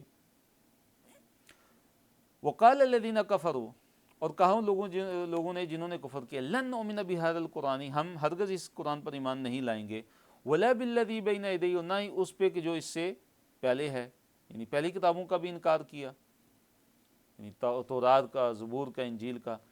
تو کافروں نے کہا کہ ہم اس قرآن پر بھی ایمان نہیں لاتے اور نہ ہی اس پہ کہ جو اس سے پہلے تھی۔